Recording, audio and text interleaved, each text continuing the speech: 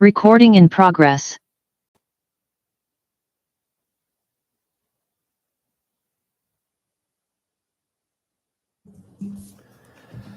All right, good afternoon, everyone. Welcome to the Design Review Board and Tree Board meeting of June 25th. John, would you do a roll call for us, please? Yes. Lynn Needler, Here. Carrie Bush, Here. Marshall Bell, Here. and Chair Langberg. Here. And absent at today's meeting is Christine Lovell and Vice Chair Melissa Hanley. Great. Thank you, John.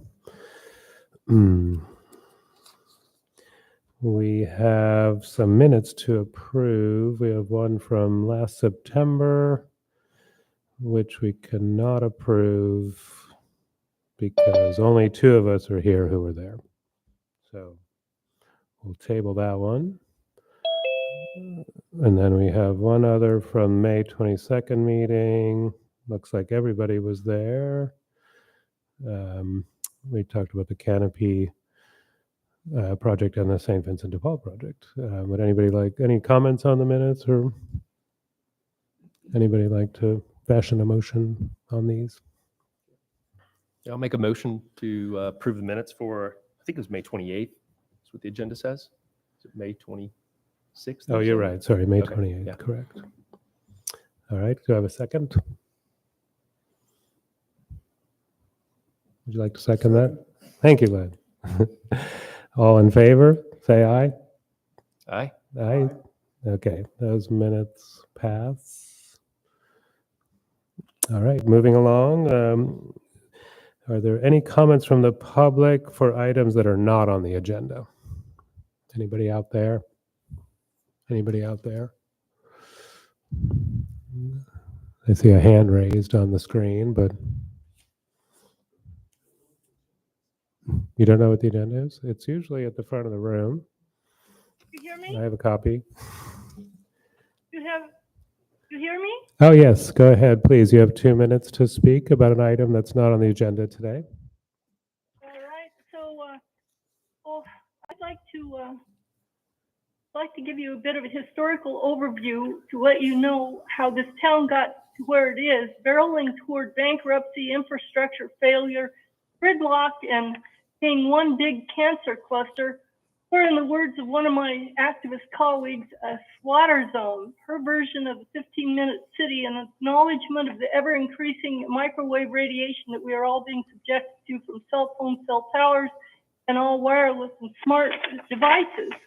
This city's financial failure started, in my opinion, on December 2021, when the three-person city council majority of Diane Rich, Anissa Hinton, and Patrick Slater approved a $5.6 million loan obligating Sebastopol to a 15-year payments to Sicerco, which included a $1.25 million to Sicerco right off the top, $2.2 million for Chinese-made plastic, non-durable, non-recyclable, radiation-emitting and cancer-causing wireless water meters. They were misled, the council people were misled into this financially fatal decision by Dante Del Preti, Public Works Superintendent, who kept repeating, no cost, no cost, despite a lot of public opposition. Ever since, Mayor Diana Rich has acted in just about every way she can to silence and not respond to public outcry and to act against the interests of this town. And that certainly includes the ludicrous construction of about 10 housing projects that this town cannot support, while she, the mayor, continues to bully and decimate and demean our police and fire department members. So, 2 minutes are up. Yes. Hello.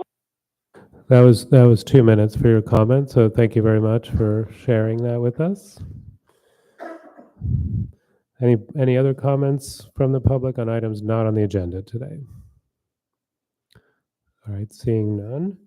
Are there any statements of conflicts of interest from the board? Nope. Okay. Then we'll move to our regular agenda items. The first one, 845 Gravenstein Highway North, St. Vincent DePaul, proposing a public housing or affordable housing project. Our staff is on break for the moment. Is that right? Okay. Should we give him a minute or should we? Yeah. Okay. Just hold on. We need our associate planner to help us out here.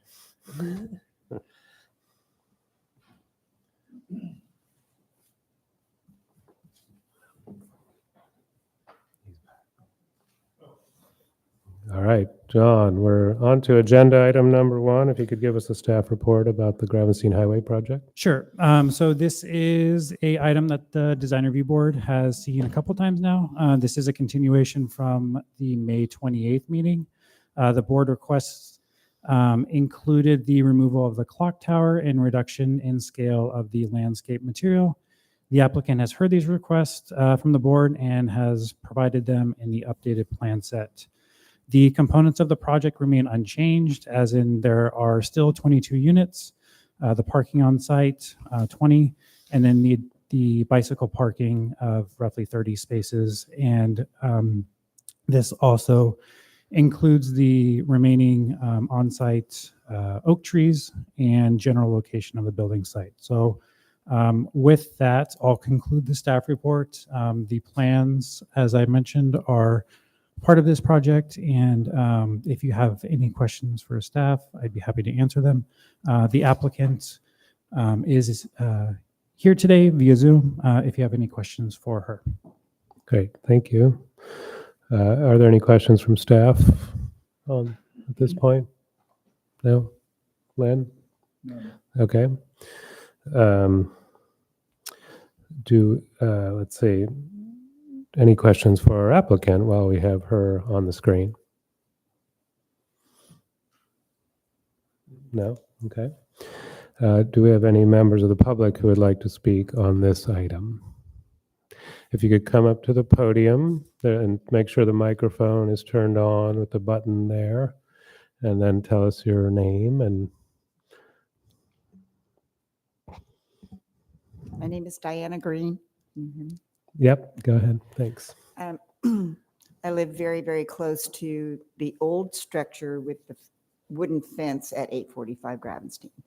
And so far, I haven't seen anything positive coming out of that area.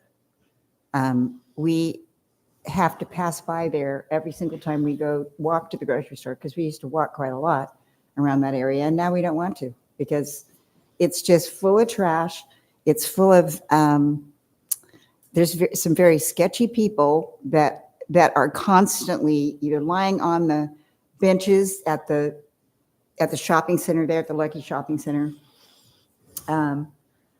Very intimidating. Been passing by trailers and RVs and all this other stuff that have garbage all the way around them. And I understand they can't be moved now in the 72-hour period, which used to be happening. And now there's some sort of lawsuit going on where we can't. They can't be enforceable. That can't be enforceable, that they're moved. And so we're dealing with a town that doesn't look anything like when I moved here in 1974. It's awful. And it's getting worse on the north end of town here. You know, and I was verbally accosted at Willard W. Park by a very scary man. And now I'm scared. I won't go out by myself. You know, I feel like I'm trapped in my own house without the accompaniment of either my husband or my son or someone else that can follow me around. I mean, I'm a gray-haired, you know, I'm an old lady, basically.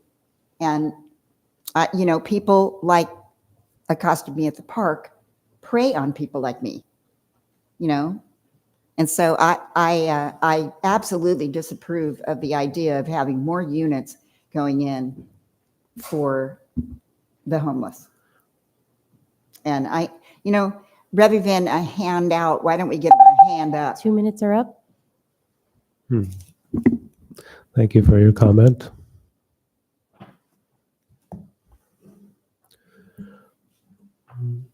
Is there anybody else in the audience who would like to comment on this item? So we'll go to Zoom next, Chair. Oh, yes, right. we'll switch back and forth. Anybody on Zoom who'd like to comment on this project? You hear me? Yes, Linda, you have a comment on the St. Vincent de Paul project? You know, I want to thank the previous speaker for speaking up. I live on the other side. I live at Gravenstein North, also an affordable housing project owned and run by Burbank. I've been here for 22 years, and I know these people. They are, you know, I'll tell you, they are defiant. They don't want to be helped. There are a bunch of them are dedicated drug and alcohol abusers, and this area and the city has poured like at least $1.7 million into helping them. Jack Tibbetts has demonstrated his inability, NSAID's inability to properly manage or take care of these people or help them in any way. What they've just done by giving them more money and stuff has enabled them to increase their drug and alcohol abuse, and also the violence has been a big burden on our police department and the fire department, who's there all the time. And the Luckies, they've just closed down an hour earlier because of theft. It has been rampant in this area. The drug abuse we've found, my neighbors have found drug paraphernalia. One of them, her dog ingested a wad of cannabis right there in front of the RV village, you know, $1,000 later, a vet bill. Anyway, it is awful. We're inviting, this is all part of this town just going right down the toilet, you know? And so I am also asking, because there's a known 30 arsonist seconds. there, that you require a cement siding and make this building as safe as possible, because these people are destructive and defiant and go against, there's also been 5 deaths there, 3 fentanyl overdoses, and none of them, some of them are enjoying this kind of life. So I ask you to, like, do the cement, require a lot of safety built-ins in the building, because these 2 people minutes are are up. out to destroy it. Thank you. Thank you for your comment. Going back to our audience here, is there anyone who would like to speak on this issue, on this item, excuse me? Okay, seeing none, are there others on Zoom, Susie? That doesn't look like it. Okay. Okay, so we'll close the public comment and we'll bring it back to the board for comment, for discussion, deliberation. So this is the 3rd time we've seen this project now, and we see some revisions in the drawings.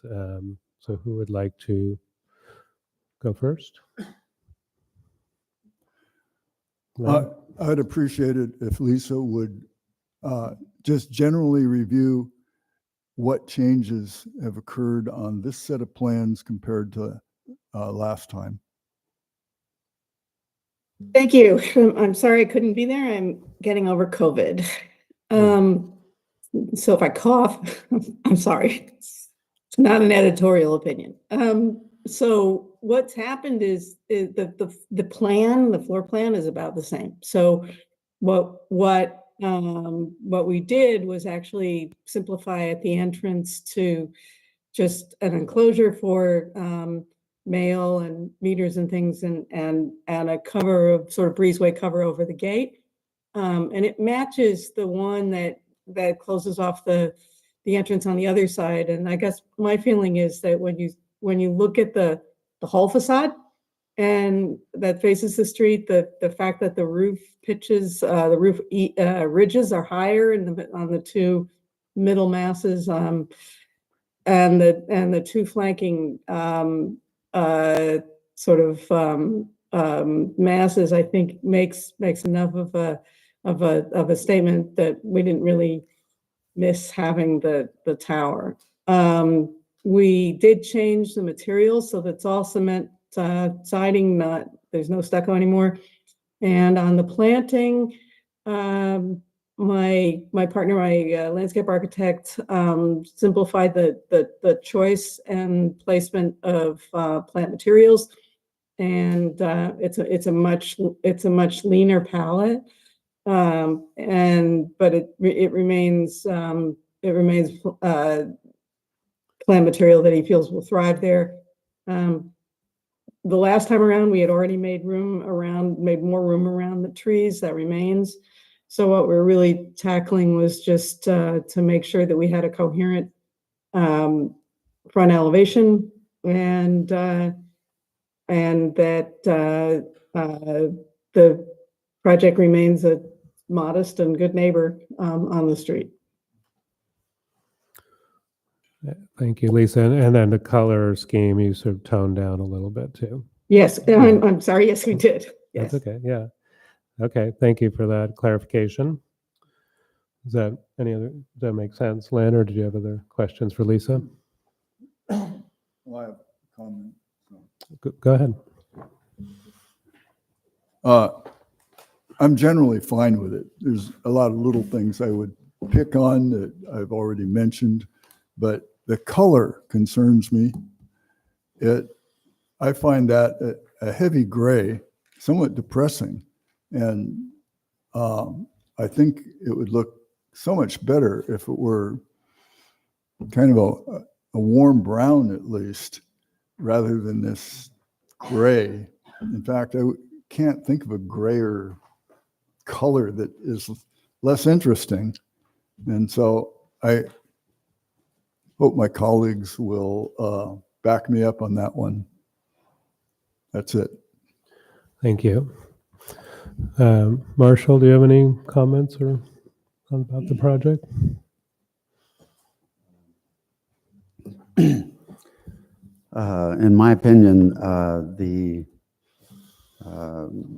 they've done pretty much what we've asked them to do, and it looks quite a bit better in my mind. And they simplified the siding, and the uniformity of color is really works well. And I'm just very pleased with the overall with the resubmittal. That's it. Thank you, Marshall. Gary? Yeah, thanks. Yeah, I agree. In similar tone to what Marshall just mentioned, yeah, it simplified the palette quite a bit, which is great.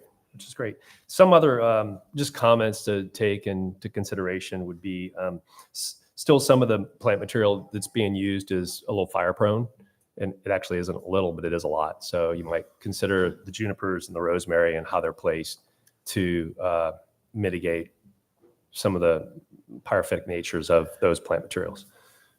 Also, the vision triangle that's kind of coming and going out of that main entry still violates, I believe, that 2 foot exceeding in height from that primary, vehicle entrance and exit, that egress. So the Dodoneas, particularly on the south side, would be obstructing any views coming and going. So I think that would also be a safety concern from the vision triangle standpoint. Okay. The renderings are interesting. I'm seeing solar panels on the west facade as right along Grav Highway, and the Drake Elms are really kind of representing, kind of shadow lines over the solar panel. So I don't know how that's something as the board would review, but it's, I know you're trying to create a streetscape, which is great. I think those are great trees that create a really strong visual corridor. Give it some relief too. So, but with regards to it being conducive to the solar that's being presented on the west, on those, sort of west facades, or those west roof lines are a little bit in conflict.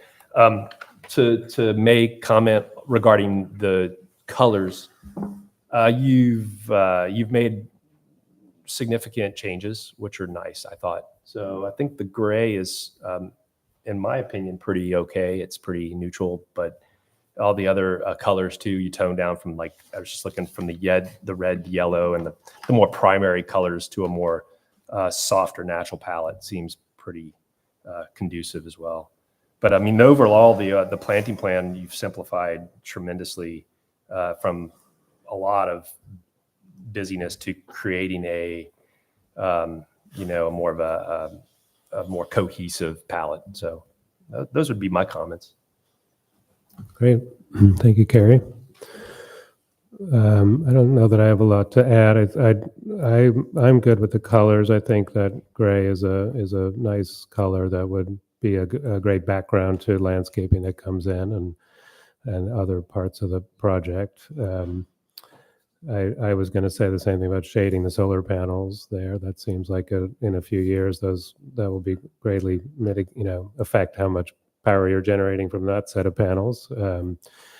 So I think thank you for sort of listening to the board and making changes. I feel like it was a misunderstanding to say to remove the clock tower entirely, but you've done that and it's fine. I think it just felt out of scale to the project. So that's just a comment for the record. I think you're still with the different the different roof heights of the different pieces, I think works, gives it some variation in scale. It's nice on the street. I still don't feel like it's a very urban facing kind of street front project, but that's okay. I think it's a very important project. To some of the comments we received, people living on the street or living in an RV is a very different situation than living in a house that's well built and comfortable. And it's been shown over and over again that a housing first policy is what gets people out of the cycle of poverty and despair.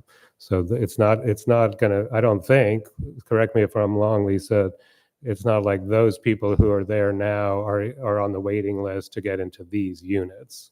There has to be, qualification to live there, and it'll take some time, obviously, to build these. But the difference for the neighborhood of what you're seeing now versus what will be built that we're looking at here in the drawings is, I think, going to be pretty radical. And like Linda said, she lives just down the road in a similar, low income housing project that's been I think a very good part of our community for many years. And the hope is this would be the same. Yeah, I think our experience really is that providing permanent housing is a huge part of the answer, and that people do form communities and are become good neighbors, become members of a larger community in a way that they could not before. Right.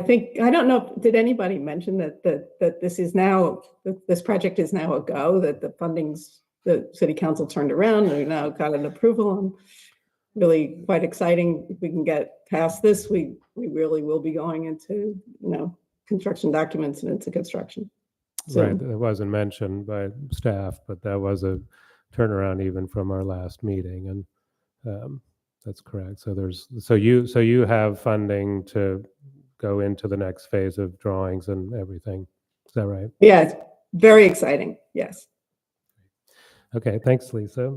Any other comments from the board? Questions, comments? Would someone like to put together a motion on this one? Gary? Well, I was just going to mention that, culturally this is an interesting project, but from a board member, it's a guideline issue for us. We've really reviewed these drawings quite a few times. So, it's following guidelines, providing feedback, getting feedback. This is, again, I think maybe even the fourth iteration, third or fourth, for sure, third. But I guess my only motion that I'd like to see would be that, if the landscape plan comes to the city building department, that it meets all maximum water efficient landscape policies, that they'll be reviewed for fire resistant plants. Yes, that's part of the building permit application process. Okay, yeah. It's a condition essentially, right? That just by going through the standard building permit process, it will correct meet those guidelines. Yes, any new construction that's greater than 2,500 square feet. Okay. It is a requirement through the state WELO standards, and then also I believe the building department for planning specifically to review and ensure that the project meets the MWILO calculations. Okay, perfect. Yeah. Thank you. So I didn't know if I had to state that for the record or not, but generally there would be calculations included or zoning diagrams and that sort of thing. But Right. Okay. So as a motion, I mean, I assume we just make a motion to pass this project as presented with no further conditions. Okay, thank you. Do we have a second for that? I'll second the motion. Thank you, Lynn. Can we do a vote, John? Yes, Len Dealer, Aye. Carrie Bush, Aye. Marshall Balf, Aye. and Chair Lars Langer. Aye. So that motion passes with 4 ayes, 2 absences from Christine Lovell and Vice Chair Melissa Hanley. I just want to let the public know that there is a 7-day appeal period starting today, which ends next Tuesday at 5 p.m. Those appeals need to be made to the planning department by that time. Lisa, you are welcome to go through the building permit application at your own risk. So I just want to let you know that as well. Okay, thank you. All right. Thank you. Thanks, Lisa. All right, thanks. Thank you to the board. Thank you very much. Okay, we'll move on to our next item, 7B, for a project at 6770 McKinley Street, Suite 150 for the Lodge in the Barlow. John, you want to give us your staff report, please? Yes. So as mentioned before, this is for the Lodge restaurant, which is currently Blue Ridge Kitchen, located at 6770 McKinley Street, Suite 150. The project includes exterior modifications to the now corrugated metal siding to be replaced with vertical planks of reclaimed lumber. Those individual planks will be 8 inches in width and wrap around the building, and the existing concrete base will remain, but the paint will be stripped to expose the natural concrete color. The project also includes adding a permanent shade structure that covers the outdoor patio area. The patio area will be framed by 10 by 10 wood posts and a wood ceiling, and includes 3 skylights for that roof to allow natural light into the structure. Lastly, the existing vertical plank fencing that is there will remain in place.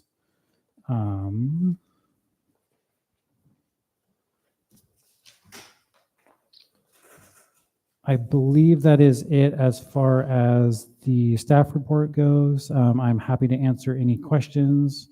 And we also have the applicant, Paul Fritz, here to answer any further questions. But I will bring up the project plans on the screen there, because I know that Paul had asked me to bring those up so we can go through them if you have any questions. Great. Thanks, John. Any questions for staff? Lynn? Yep. Okay. All right. Then is there anyone from the public who would like to speak on this project? We'll go to the applicant first. To the applicant first. Oh, Yeah. Sorry. Paul. Applicant will give a little presentation. Then we'll go to the public comment.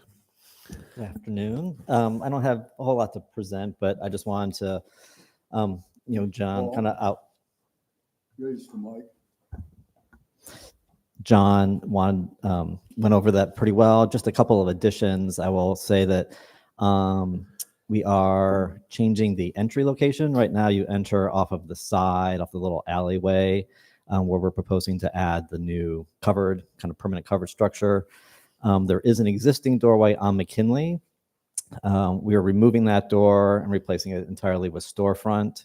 So right now it's just a kind of a vertical, just a 3-foot wide opening. So that will all be storefront windows. And then where the roll-up door is going to be the new entry. So we're removing the roll-up door, replacing that with this matching storefront system. And that will be the new kind of entryway into the restaurant.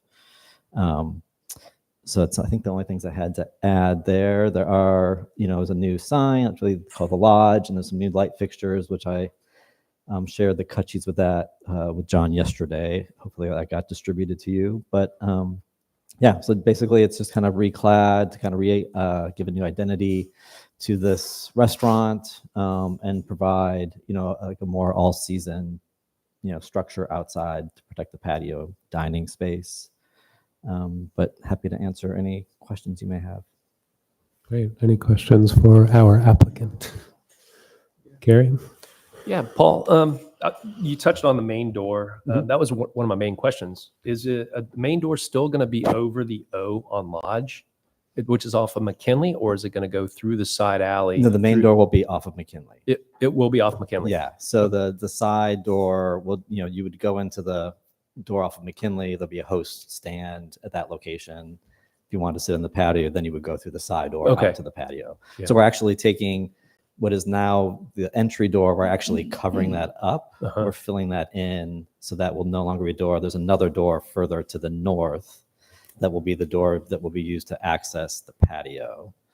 And we're filling that door in because we're actually adding a gas fireplace to the interior, and it's gonna be on that wall. So actually that door gets filled in, and then the window that's on that wall gets narrower. And we're actually, the other thing I didn't mention is we're adding another window to the west wall, kind of beyond the shade structure, just to try to bring some more light into the space. The fireplace is on the inside. The fireplace is on the inside. Right, Yeah. got it. Okay. Are the exterior enclosure on the outdoor dining patio, is that a white vinyl? Is it a wood? What is that? It's a roll down vinyl, clear vinyl screen that will have a white border. Yeah. At least, yeah, that's the plan at this point. Yeah. Yeah. So there'll be up at the top, just below the beams, there'll be a steel enclosure that will be mostly, the screen will be mostly up, but in the wintertime, if it's raining or something, they can roll that down as tracks on the columns, and that's kind of a mechanized structure that will roll down. Okay. Yeah. Yeah. And the picket fence around? The picket fence, the existing white picket fence is going to stay. It is, yeah. So the enclosure is about like 5 or 6 feet. The post for the enclosure or the post for the cover are about 6 feet from the fence. Okay. So the fence will stay, and so there'll be seating under the enclosure. Then there still will be seating beyond the enclosure, which I think you can see in the submittal. Yeah. Okay. And the opening that's there now, that's currently, I believe, the main entrance to Blue Ridge, there's a penetration through that picketed fence, if you will. Yes. Is that going to be enclosed? No, the openings and the opening and picket fence will stay. Still stay. So you Okay. can be able to exit through that basically. I mean, it's again not the primary access, but we needed, once you're in there, you have to be able to get out if there's an emergency or something. Okay. All my questions. Lynn, any questions for our applicant? Turn on your mic. Yeah. All in all, I think it's an attractive addition, and just a couple minor things there is, where are these reused siding pieces coming from? Do you have a sample? Do you know what the source is? No, we have not. We don't have that yet. I mean, it'll be once we get under construction, we'll have to source what they are, but that's the intent again. That's the size and the kind of configuration is the intent to have that vertical. And it's like a butt joint. It's not any kind of grooved. It's like a vertical tongue and groove is the intent. And are there sources for used siding like that? Yes. Yeah. So I'm surprised. The other thing is, what are your flood proofing issues that you're going to have with these changes and new openings? So the only brand new opening is the new window on the west elevation, and that is above the flood level. So all of the existing flood gates will remain as is. Okay. Yeah. Just generally, I think it fits in as far as how it will fit into that particular area. I think the color's nice. In fact, I think it'll look better than what is there now. It seems like a fine place to put the patio. So that's it. Thank you. Marshall, any questions for applicant? No? Paul, I was just curious, does the Barlow have a design standard that you have to meet and wood is fine? I know the community market building is board and bat, so did you? Yeah, they don't have any like design guidelines or design standards within the development, no. Okay. And yes, I think the community market is wood, and I know wood 4 is a horizontal painted wood siding. Yeah, the community market buildings, board and batten. Board and bat, yeah. So there are a couple different buildings. I personally think it's an overabundance of galvalume corrugated. And I'm That's a lot. happy for doing something a little bit different. Yeah. I'm glad they were open to that because yeah, I think there's a lot of galvalume corrugated out there. Yeah, for sure. Yeah. Okay. Yeah, I was just curious about that. And then there will still be the sort of roof overhang and gutter at the top. Yeah, there'll still Or- be the same roof overhang gutter Yeah. at the top, and then our nominally flat roof will drain towards the west side, and there'll be a gutter downspouts at that west Right. end as well. Okay. Yeah. All right. Thank you for your time. Sure. Let's go to the public. If there's anyone here who would like to comment on this agenda item. Seeing none there. Anybody looks like we have a comment from Zoom.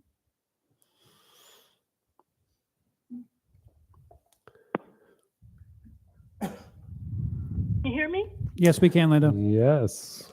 Anyway, I'd just like to make the comment that it's just about laughable how seemingly disconnected you all are from the what's going on in the city, a declared fiscal emergency, you know, with infrastructure failure and all the rest of it, and you just seem to blithely, sort of elitely, you know, calmly, oh yeah, well, I think this should be this color or that color.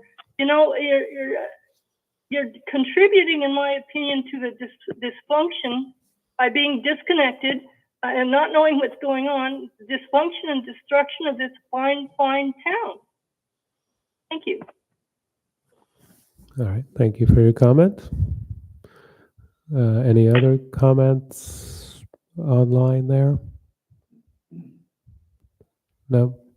Not Okay. seeing any, no. Well, we'll bring it back to the board then for discussion. Anyone like to talk about, or Lynn, you weighed in a little bit on your feelings about the project so far. Marshall, anything you'd like to say? Okay. Carrie? Yeah, yeah, I like it as well. I mean, it creates a sense of place. It's got for sure a signature. You know, I think it speaks to a concept. It feels kind of lodgy, and you know, you warmed it up. And I think aside from more galvalume, which is quite a cold material, you brought a lot of warmth into a space that is, I think, trying to harbor hospitality. So it makes sense. My only question would still be the repurposing of that picketing fence, the white vinyl picketing fence. I don't know if you were trying to tie it into the letters on the lodge. Maybe that's a white vinyl or something too. I don't know, but it just I just wonder how those will marry each other.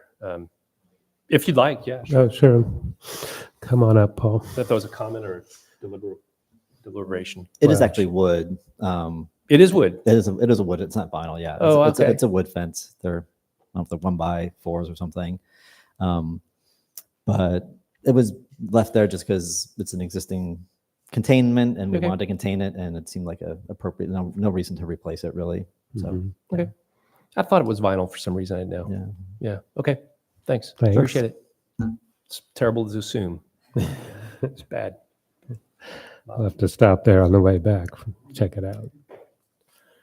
Yeah, I mean, and also the main door, that was the biggest issue alone. I mean, it's paying homage to this sort of a street front, this urban moment that too makes better sense. It's not a hidden sense of egress. It's actually really quite pronounced. So thanks.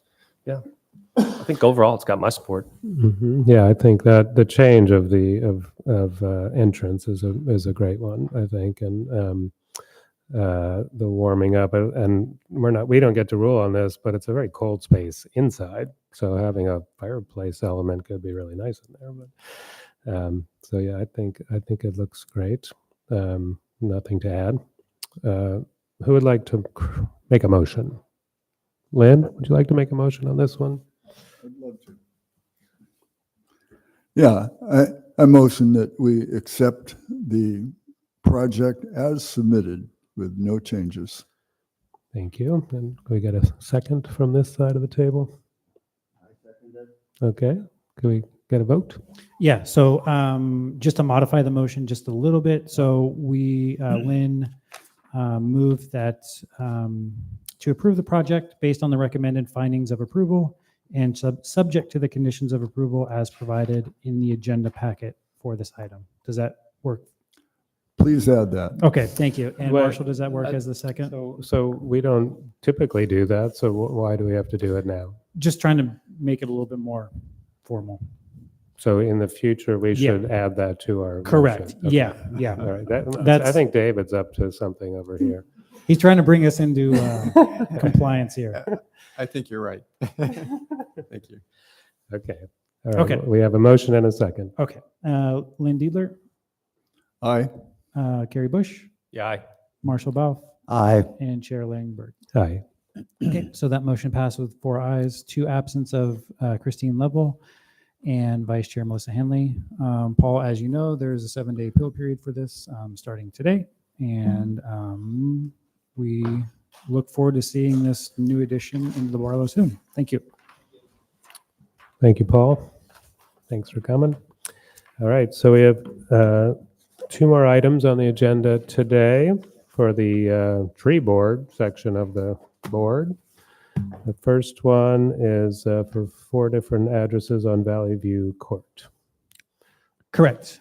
So this is, the project applicant is seeking the removal from the tree board of 4 protected trees at 838, 841, or 8341, 8441, 840 Valley View Court, also known as Green Valley Vista Condominiums. All trees are approximately 75 feet tall and vary between 31 inches and 43 inches in diameter breast height. The Municipal Code of Sebastopol states that protective native trees measuring more than 10 inches in diameter breast height in multifamily and commercial zones are required to be reviewed and either approved or denied at the design review board level.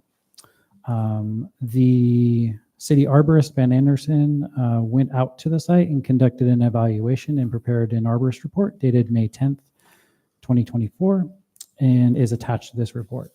The arborist emphasized that the trees had full green canopies and appeared healthy and stable. The report also mentions that even though the applicant's arborist reported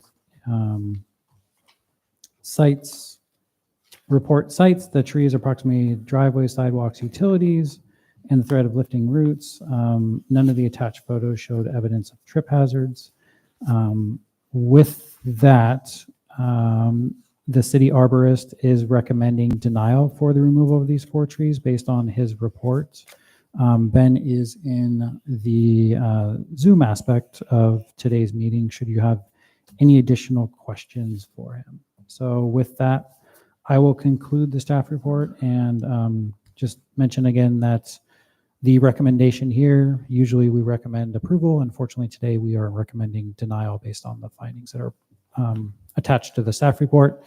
However, if the board decides to not agree with those recommended denial findings, they should direct staff to come back at a future meeting with recommendation of approval or modifications.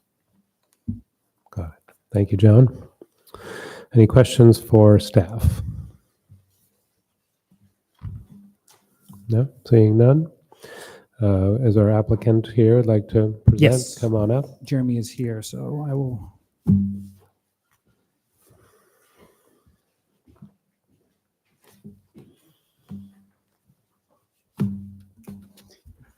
Bear with me. This is my first city council style meeting. My name is Jeremy Issel. I'm a certified arborist with True North Landscapes. I'm also their branch manager for their arbor division.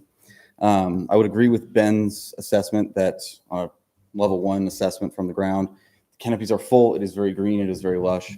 These are very healthy trees. However, we're not talking about the health of these trees. We're more concerned about the infrastructure damage. I believe you guys should have a copy of what was sent to the board. If you look at number ID 7, that's the one I'm most concerned about. Again, when Ben looked at it up top, it is very healthy. However, it is within 5 feet of the utility and gas lines. That's my major concern. As well as I believe someone 811 to that tree as well. It's actually sitting right on top of the gas lines. The other one that I have pose a concern and whether the trees get approved or denied, I would recommend shoring up ID number 5. It does have a split leader or a codominant stem, which poses a possibility of limb failure or one of those tops of eventually tearing out. So either way, I would recommend to the board that we should cable it, short up.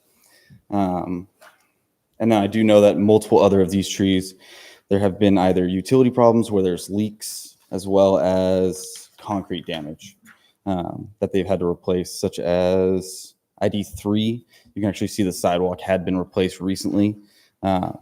That's going to be a continual problem and an incurred cost to the association, as well as ID 2. I don't believe they've replaced the asphalt as of yet, but I do know that they've had some flooding issues or plumbing issues due to root intrusion.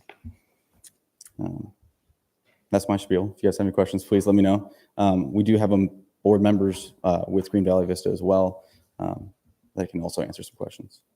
Great. Thank you, Jeremy. Yeah, it's just, you can stay up there for a second if there are any questions for our applicant. Marshall, no? Lynn, any questions? I had a little bit of trouble following you on which trees you think are the most pressing to get rid of. I went by address rather than tree number. Oh, sorry. Let's see. ID 7 was the one sitting on top of the gas lines. That's 8451 Valley View Court. The other one with a split leader would be ID number, let's see, ID number 5. And that address is 8441. From there, you have the newly replaced concrete, which is ID number 3, and that's 8338. Thank you. Yes, sir. Any other questions? It's just questions for our applicant at this point. Carrie, any questions? Okay. All right. And the board member is free to come up and speak if they want. We can hear from you as well. Thanks, Jeremy.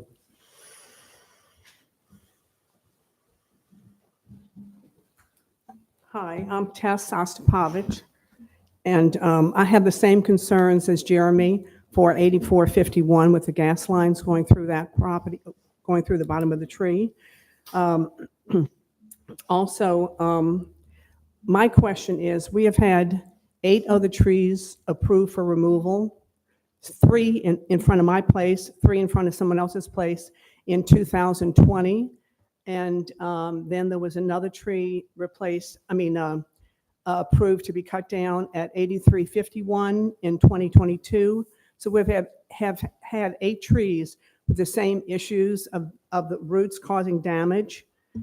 And I just don't know what the difference is with these trees as opposed to those other trees that were cut down. Mm-hmm. And 8451 was flagged by 811. I tried to call 811, but they don't come out and do that type of work unless we were digging. But I'd like to know what kind of lines run under those other 3 trees that have not been flagged. Mm-hmm. Because 8451 has a gas line and a power line going right through the bottom, and you can see that in one of the pictures there. So my concern is for the safety of the homeowners, ongoing cost that we've incurred over the years with the damages, and the roots the trees look healthy, yes. No one wants the trees cut down, but the damage that they're causing will be ongoing. Mhm. That's all I have to say. Tess, I have a question for you. I think in the packet I think it was from you, talked about just analyzing costs of not taking the trees down, but trying to move gas lines, for example, or something like that. So as a board, you've looked at other solutions besides just cutting the trees down. When 8301 and 8311 they were going to, before they were cut down, I ran across something that talked about removing the gas lines and stuff like that. That figure was I think up to $40,000 to $50,000. Mhm. Right. I just had my gas line removed, and they told me if I ever put it back, it's going to cost a lot of money. So you had it removed just to go all electric? Right. Oh, well, that's a solution, I suppose. Yeah, sure, that is too. Okay, and I'm done, but I know we have about 3 other homeowners that want to speak. Okay, well, we can that can be public comment period, Okay. unless there's sort of more information that you want to give us. Well, the guy who wrote the report on all the damages and stuff like that, I maybe would ask him to come up and speak to it. He's lived there for the entire time those units have been built. Okay. Ron?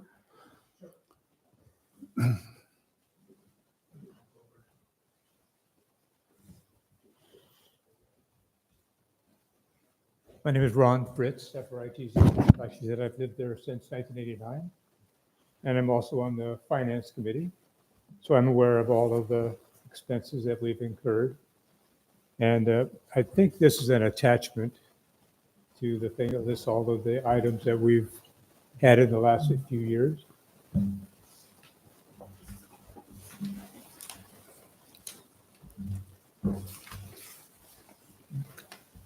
Did you find it? Mhm. Yeah, thank you. So what I did is, like I said, I'm on the finance committee. And so I understand all the things that we have to do to repair these tree root damages. And condominiums are required to do a reserve study every year. And in that reserve study, we calculate how much repairs we're going to need to do for the next 30 years. And from that, we then calculate our dues that everybody has to pay. And right now in the reserve study, we have a line item called emergency miscellaneous repair. And that's what covers all of the root damage that we've incurred. And currently we have like $5,000 a year. But based on these figures, the new number looks like it's more going to be closer to $15,000 a year. And so that means we're going to have to raise our dues $10,000 a year if we don't replace them and this thing continues. And that equates to about $30 a month per person. And I know I'm a senior and having problems surviving in this economic time. And I try not to increase our dues if possible, because a lot of the people living there are seniors. And like I said, I just don't want to have to do it unless it's absolutely necessary. And based on my calculation, we'd have to raise our dues at least $30 a month per unit to compensate for these extra repairs that we've had to do. So I'm just trying to keep things simple and inexpensive.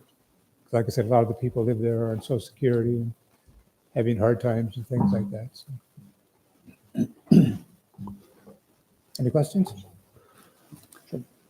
How much does it cost to take the trees down I think it's $13,000-$14,000 for each tree, No, for the 4. for the 4? I'd also like to mention that after we remove the 4, we still will have 12 redwoods on our property. And 5 feet on the other side of our property fence, the city put 15 redwood trees. And they're all about the same age, 75 feet tall.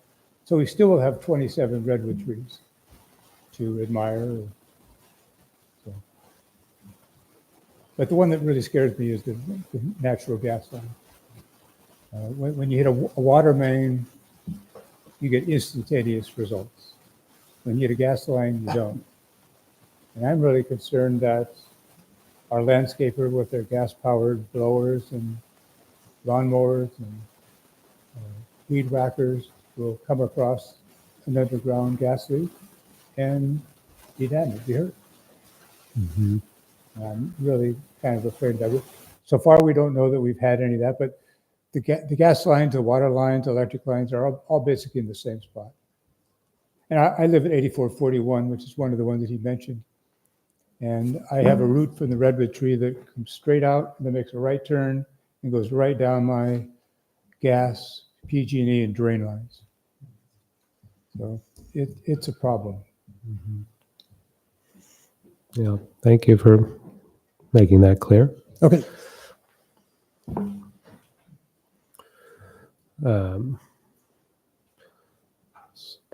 Then let's go ahead and hear from the public with any comments on this agenda item. Is there anyone here in the audience who'd like to step up?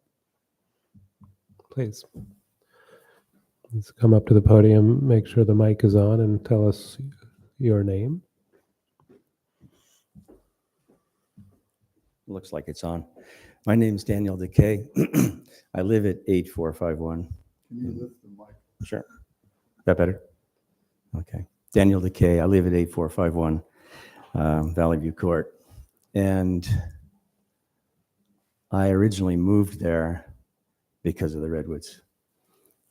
It's been really difficult to see the redwoods that have been taken down so far, removed. The redwoods have created an ambience of living within a forest.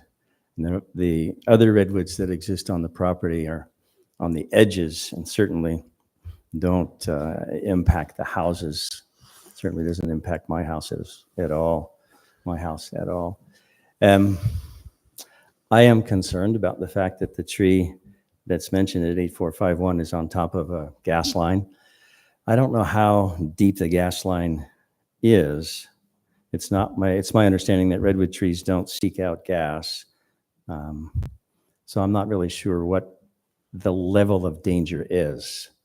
And it's difficult for me to, as a homeowner, as a citizen there, yes, I'm concerned about the potential.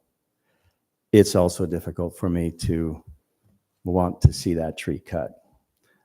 It provides shade for my house. It provides an ambience to where I live. It's the reason that I live there. That and the other trees that exist and have existed in the court. And I would rather not see that tree cut. That's my feeling. I don't believe the board has looked at alternatives in terms of gas lines, for example. Perhaps that's something that ought to be spoken about at the board level 2 minutes are up. before any final decisions are made. And I mean the HOA board. Thank you. Thank you. It looks like we have a couple comments on the Zoom. So we'll go to Rob Gall first.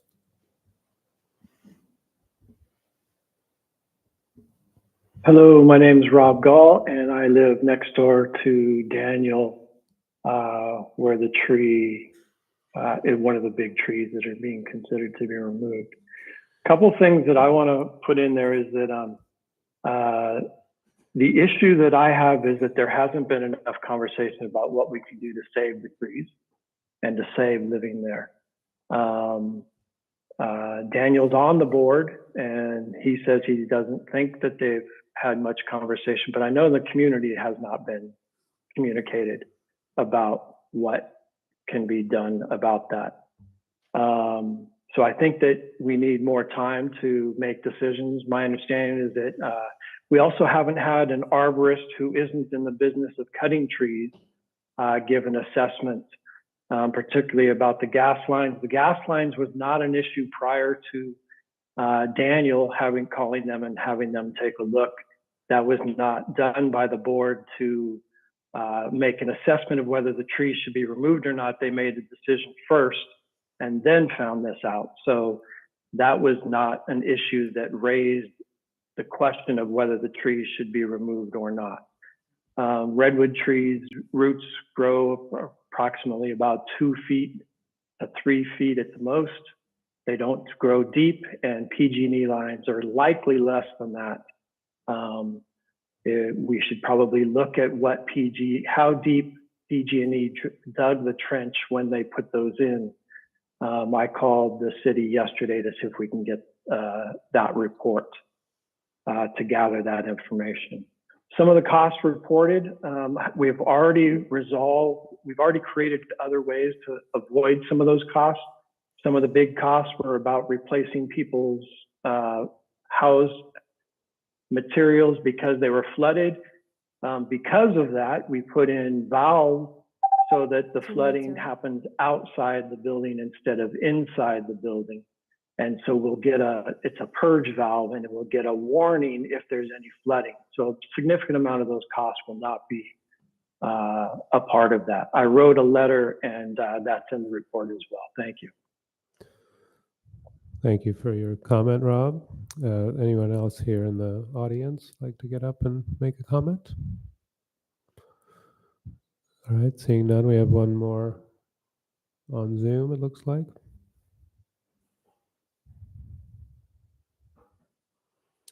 Linda, you should be able to unmute yourself. Hey, what? Yep, we can hear you. Okay, so I live at Gravenstein North, a unit apartment complex. We've got a lot of really nice redwood trees, and I just thought I'd mention that one of them near my apartment,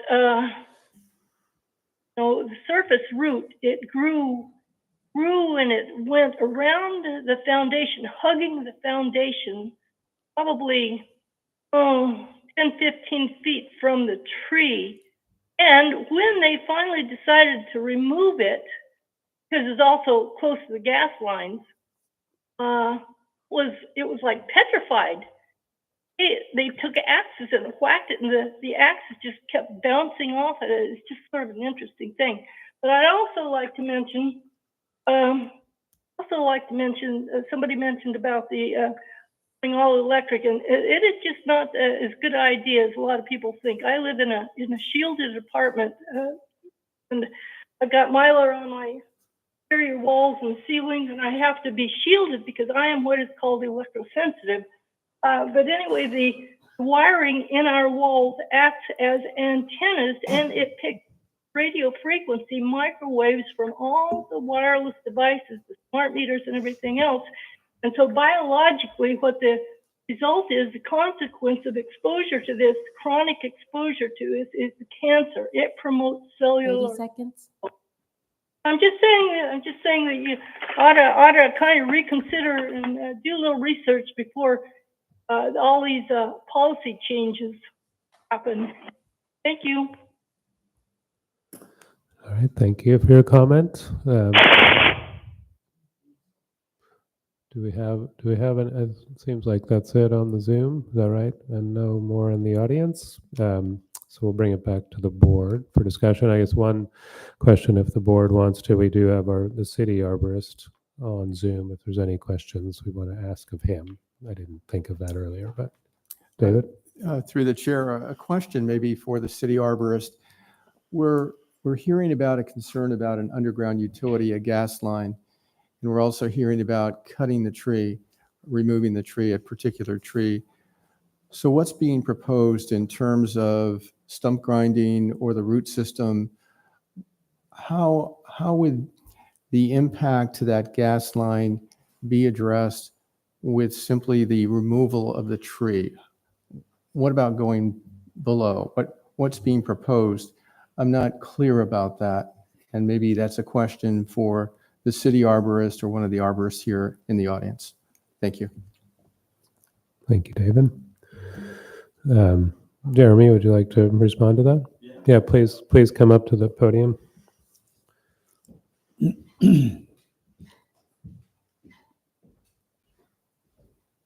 Yes, in the manner of what's going to go on with the underground roots, and the proposal I submitted to Green Valley Vista, it does actually say that we're going to remove the trees as well as grind the stumps. Now, number 7, the grinding can't be as extensive, of course, because it's on top of a utility line. So we'll take it down to grade level, and if need be, we can always drill and basically poison the stump using herbicides to then kill off root growth. That being said, normally when you start grinding into those stumps, it does help mitigate without having to get everything out. But the solution would be, drilling and pouring, using some sort of herbicide to cut off the tips or kill off the tips from growing further. All right, thank you. So let's come back to the board then with any discussion. Gary, would you like to start? Yeah, I mean, I'd like to hear actually from Ben, if possible, to maybe report out on his findings. I know there's been a good written report. Just for full disclosure, it just seems, while there's a threat, that's all it is, a threat. There's no significant, I guess, if you will, evidence that there's root infiltration in a gas trench, or it's gonna twist the gas line around. So how can you maybe help us understand what are the implications of risk and beyond? Yeah, I'm happy to. My take on these, so I'm a consulting arborist. All I do is look at trees and help people with their tree problems and write reports when needed. These trees all kind of just look like normal redwood trees to me, grown in the urban environment. All redwood trees pose some level of risk for infrastructure damage, that usually there's workarounds for those things, and they've used some of those on this property. In terms of danger to the gas line, I've never come across a tree that was damaging a gas line that needed to be replaced, like either by getting so heavy that it sinks into the soil, which is just not something that trees really do. If the gas line is under there, 90% of the roots, generally speaking, are going to be in the top 2 or 3 feet of soil. And in my experience, the gas line is at that depth or deeper. Gas lines are supposed to be pretty deep. So I didn't see anything where anybody that was qualified to do so raised a concern about the gas line, and it's never been a concern with any of the trees that I've ever looked at. So I'm not particularly worried about that. And I think you'd see, if there was an issue with the gas line, you'd probably smell it, and you'd notice a pretty steep uptick in your gas bill if there was a leak that was caused by the tree. But again, I've never seen that. The top of the tree that has multiple leaders, that's just outside of that property fence, I think that should be addressed, but that's a pruning thing. So the ordinance is pretty clear in its purpose, that it's written to try and preserve trees to the greatest extent possible in Sebastopol. And it has very clear findings that need to be made. The finding on there that there was no argument for it in the application that I reviewed, that seems to be kind of a bigger issue here today, is the onerous maintenance cost. And that's not something that it's not really my place to decide what's an onerous cost for maintenance. I can say that trees provide a lot of benefits. So it's not really fair to just say these trees are going to cost this number of dollars every year, and then you're only looking at the negatives, because those trees, like a couple of the residents said, they provide a lot of benefits, and a lot of benefits that weren't even brought up. Help with storm water infiltration, and the urban forest. The purpose of the ordinance is to preserve the urban forest by preserving individual trees, and then that all adds up to a nice, healthy urban forest in Sebastopol. So removing trees that don't really need to be removed goes against the ordinance. And that, I mean, my whole role here was really just to evaluate these trees against what's written in the code. And I didn't see that it was supported, and those seem like nice trees. I understand someone wanting to remove them, being worried about a foundation is totally understandable, and not wanting to fix sidewalks, I get that too. But that's most urban trees. Most urban trees have that risk. So I don't see that as a great justification for removing some trees that are specifically protected in the ordinance. Thank you. Any other questions for our arborist while he's up there? Out of curiosity, I know it's not, crystal ball here, but out of curiosity, like, they're going to keep growing. We love saving trees, but what's its long-term, implication on structural damage?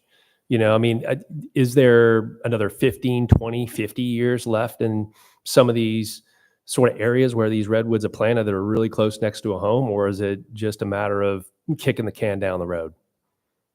Well, that's what we're doing on this earth, friend, is kicking the can down the road. We're trying to get as many of the benefits as we can for as long as we can. And the benefits of trees kind of go up exponentially the bigger they get. So we get just a huge number of benefits from a large tree relative to a small tree. The benefits from like a newly planted crepe myrtle or even a 20-year-old crepe myrtle they pale in comparison to the benefits of like a mature redwood. So yeah, eventually all these trees are going to need to be removed, but the bigger they get, the slower their radial growth is, because it's spread out over a larger surface. So like a young redwood tree might put on 2 inches of diameter growth in a single year if it's got a really good year. Where you've got a tree that's 4 feet across, its radial growth is going to be 1/4 of an inch or smaller. So these are big trees. Their trunks are not growing at the same rate that they were when they were young. So yeah, I see them, and I see the potential for them to be there for a long time. And their tops are kind of rounding off a little bit, meaning that they're not shooting up really rapidly. Like a really strongly pointed tree, conifer tree, is growing vertically pretty quickly. These ones have rounded off. So they've hit about as tall as they need to be. They're not going to turn into 300-foot trees because they just don't have the competition with neighboring trees that makes them do that. So yeah, I see them as trees that could be here for quite a while. Great, thank you. All right, any other questions for the arborist? No? All right. Well, let's take it, then keep it here at the board with some discussion on our item here. Carrie, you want to continue? Sure. Well, yeah, that was really helpful. That was dose of reality by a professional in this, in this industry. And ultimately, I think we've seen these types of situations a number of times. It's hard to know, how long things will last and that sort of speak. But I think overall, I feel like the actual HOA should probably come to an agreement that I find might be more internal. I'm more inclined to actually listen to our city arborist and go with those recommendations than any other hearsay. So I would like to just say that if there were a hazard, or if there's an immediacy for, as in 2021, there's tree removal permit, boom, just like that, because it caused damage. So until it causes damage, it seems like that's when they would be perfect candidates for removal. And or having the HOA within their organization really kind of come to some impasse and understanding what's best for the community. So those are just essentially my discussion. Thank you. All right, Marshall, anything to add?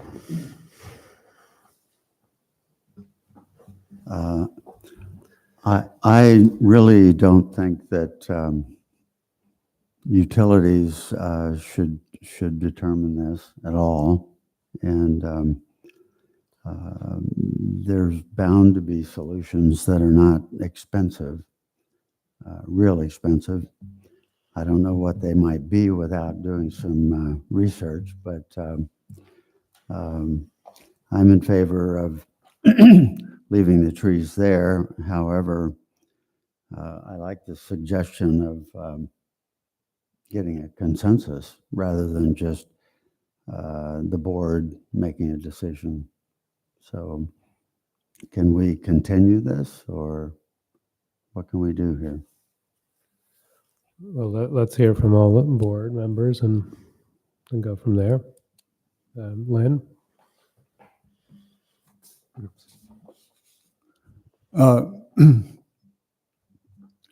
Just a detail that 30 years ago, 24 inches deep was standard by PG&E for installing gas lines. That was a minimum. But back to the tree, I would be sympathetic toward removing tree number 7 at 8451, and I think that was Daniel. You wanted to keep that tree, and it's fine with me if you do. I just see your house being totally shaded because you're in a group of trees. You have huge trees on both sides of the house, and it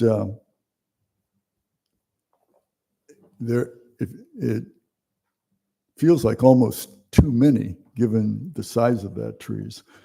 And so with the 3 surrounding trees that are approximately, well, less than 40 feet away from each other, it creates a nice grove. You have some other smaller deciduous trees that are planted there that maybe have 8-9 inch trunks that are trying to grow, and they would replace the tree if it were missing there, and it'd take over soon.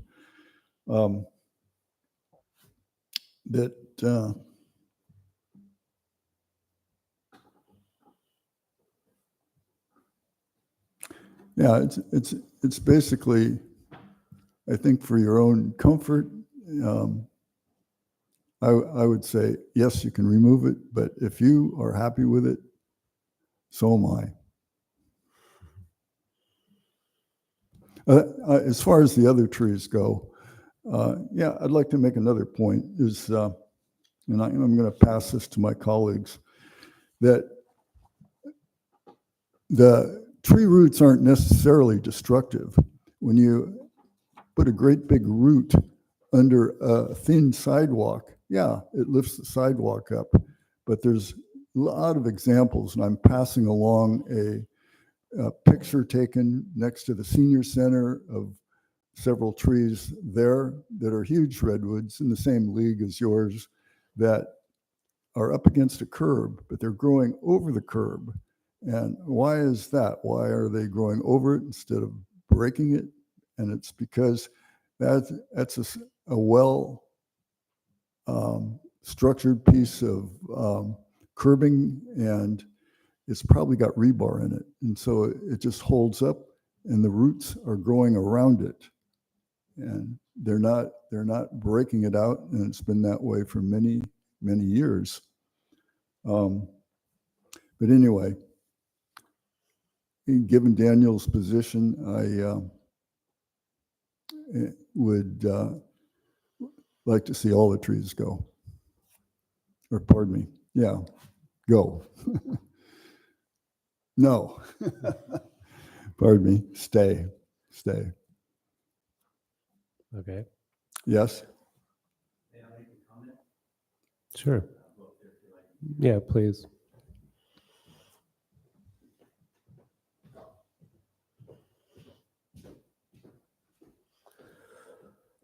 Thank you for clarifying your statement, Lynn. Of the trees that are in the package, so to speak, of the proposal to remove them, one is the tree at 8451. One other tree is in that same grouping that you mentioned that provides a shade and a sense of a group of redwood trees. And a third tree is just across the driveway in that same grouping. And those 3 trees, 8451, 8441, and one across the driveway, I'm not sure of the address. So with the idea of removing all three of those, that would take away that entire shady area. So I just want to clarify that in terms of that idea. And thank you for clarifying their statement. Thank you. Anything else, Lynn? No, you seem pretty clear. Thank you. I think it's, well, we on the board, we have to review what's presented to us. And I would agree with Carrie, like hearing from our city arborist, a professional, and his opinion on this is really, really important.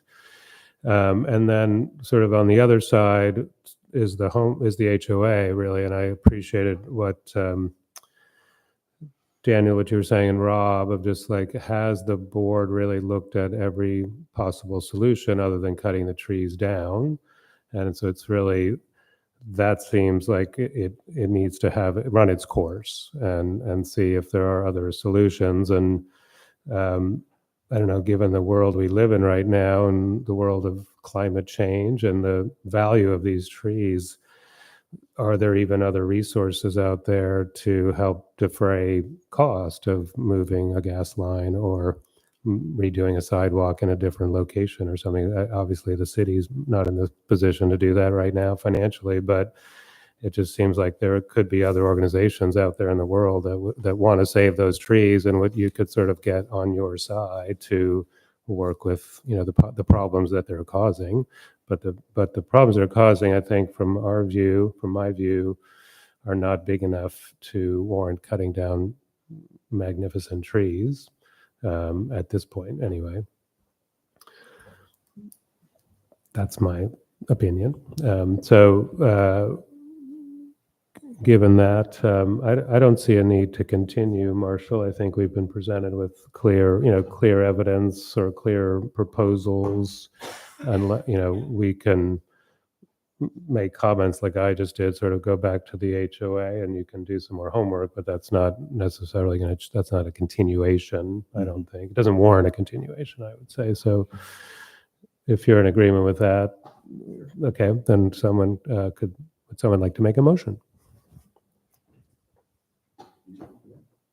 Yeah, gonna make a motion to approve this denial for the removal of the trees.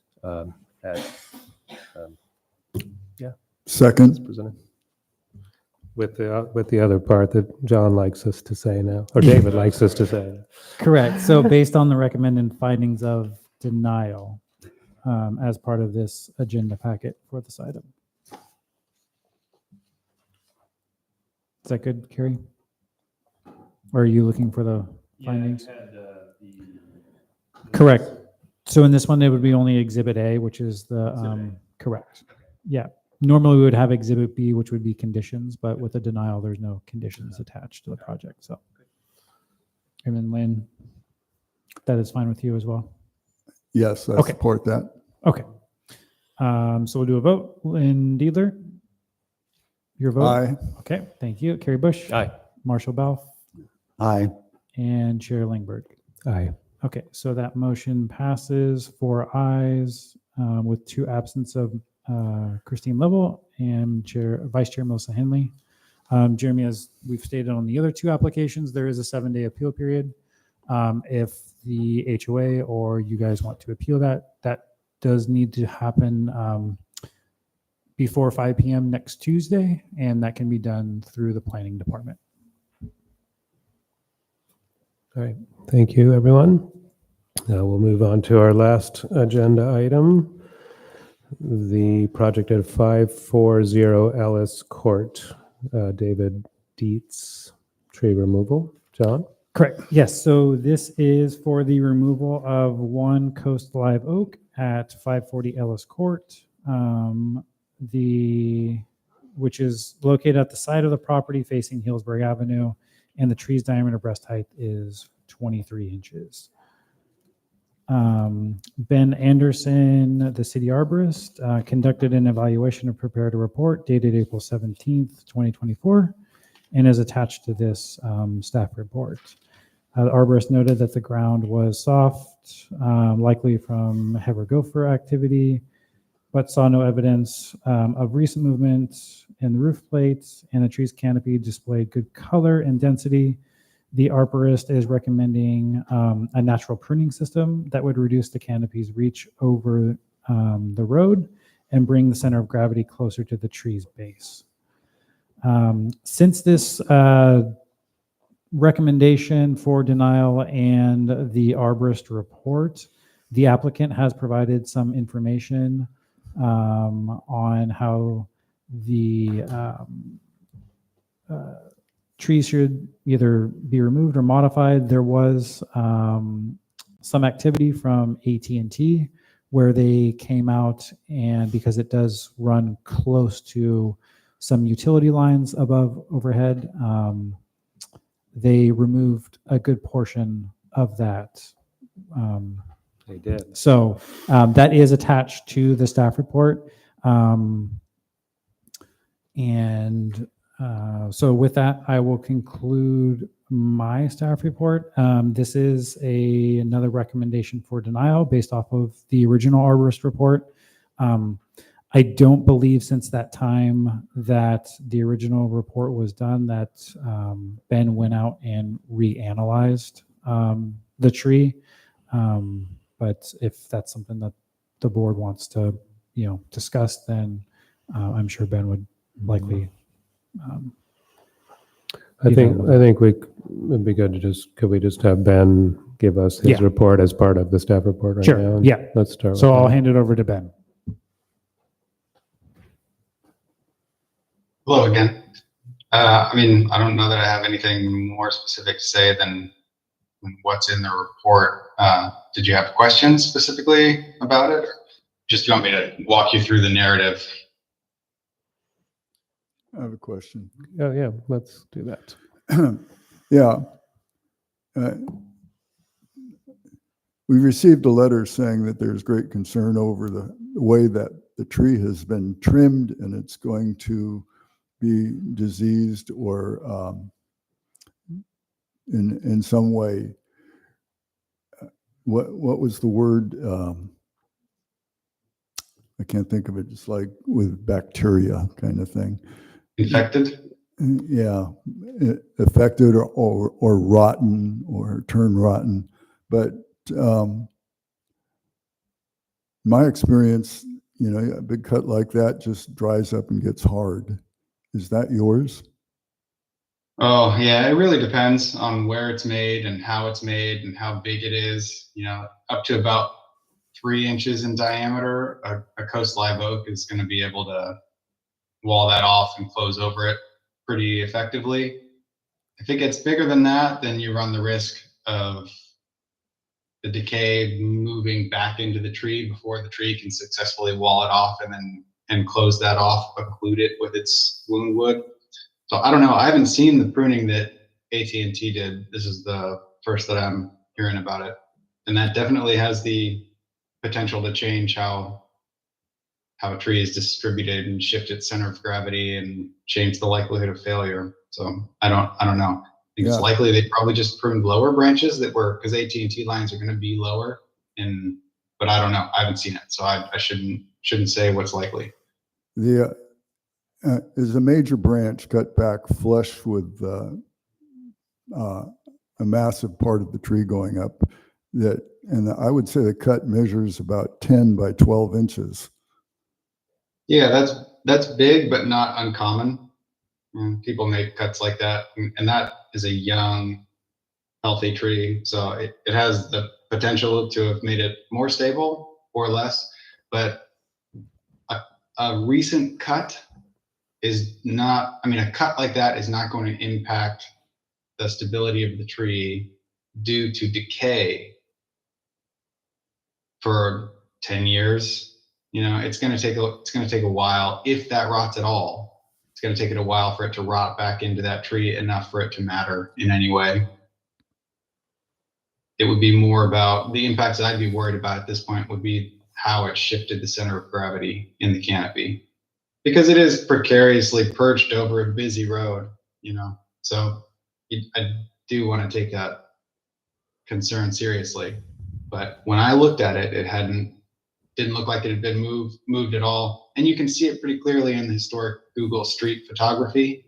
You can kind of just watch the thing grow, and it doesn't look like it's moving any more than you would kind of expect it to, because it's getting bigger and slightly heavier. When you say moving, you mean like leaning towards the road, falling over? Yeah, like the lean is getting progressively more towards the road as the canopy is getting bigger, because it does have a strong lean. Like, it certainly needs to be addressed with pruning. It should be pruned back over the road. If you don't do anything with that tree, it's just the likelihood of it failing onto the road is going to continue to go up. But it could be mitigated through normal work activity, which is how it's kind of worded in the ordinance, that if you could fix it with just normal tree stuff, then that's not a finding for approval. And it's your opinion that you have an idea of how you could prune it, that would be normal work, tree work, and will result in it not leaning and falling towards the road. Yeah. Okay. Gary? Yeah. Could I make a comment? Well, I'd just be curious, just so, like, what's the aesthetic value after this big cut? We're saying that in order to create, a more stable center of gravity, what's its visual impact? And also, again, there's a risk of either it not, healing well, or, finding decay or whatever. But, there's probably a cost factor there as well, but I'm just out of curiosity, what would your, impression from the visual impact from a cut like that? Well, again, I haven't seen that cut, so I don't know. And the cuts that I described in the report, they wouldn't be large. So like I said earlier, you can go up to about a 3-inch cut, but a 3-inch cut, like cutting a branch that's 3 inches in diameter, that can be a 10 or 15 foot long branch. So if you're making cuts up to that size, you can really bring the canopy back without making really big cuts. And like, the idea of a natural pruning system is you're trying to prune the tree in a way that looks natural. So you're trying to kind of mask the fact that someone was in there pruning. And that tree, because it hadn't been pruned much at all, it's set up well to be pruned to reduce its size. So it could be pruned artfully to make it stable and keep it healthy and keep it looking nice. I don't know that that's what the AT&T tree crew did, but it's possible that it could be done. They're not really known for their artistry, probably, but I've never heard of AT&T pruning trees. That's true. To be honest, it's always PG&E. AT&T Right. has never cared about their lines, in my experience. Right. Yeah. I believe they did. That I don't think it's unbelievable, but I've just never heard of it. Yeah. Any other questions for the arborist or for our planner, for that matter? We're in that phase of the I'd like to deliberation. just make some comments. Okay. Okay. Yeah, I wish I could show you these pictures, but I'm going to pass them along to the board here. But a couple of my favorite trees in this area have huge leans, and here's one in my backyard that's got about a 40-degree off-center lean, and total mass, big tree, total mass is all on one side. And then in a field across from where Lowe's is, on the other side of 116, I've been driving across by this tree for 40 years at least, and I marvel at the tree. It is got all its weight out on a 75-foot branch, 75 feet, and it runs about 5 to 10 feet off the ground, and it has no counterbalance limbs at all. And it has been like that for many, many years. In fact, I took a class in arboring and from someone who was Betsy Duckle's instructor, who showed that as example of how strong oaks are. And so I'll pass this along, but it's really almost an art piece tree, but it's 75 feet out. Okay, thank you. Do you have any questions you have of the arborist or the staff at this point? No. Thank you. All right. Why don't we hear from our applicant? They've been patiently waiting. Please come up to the podium.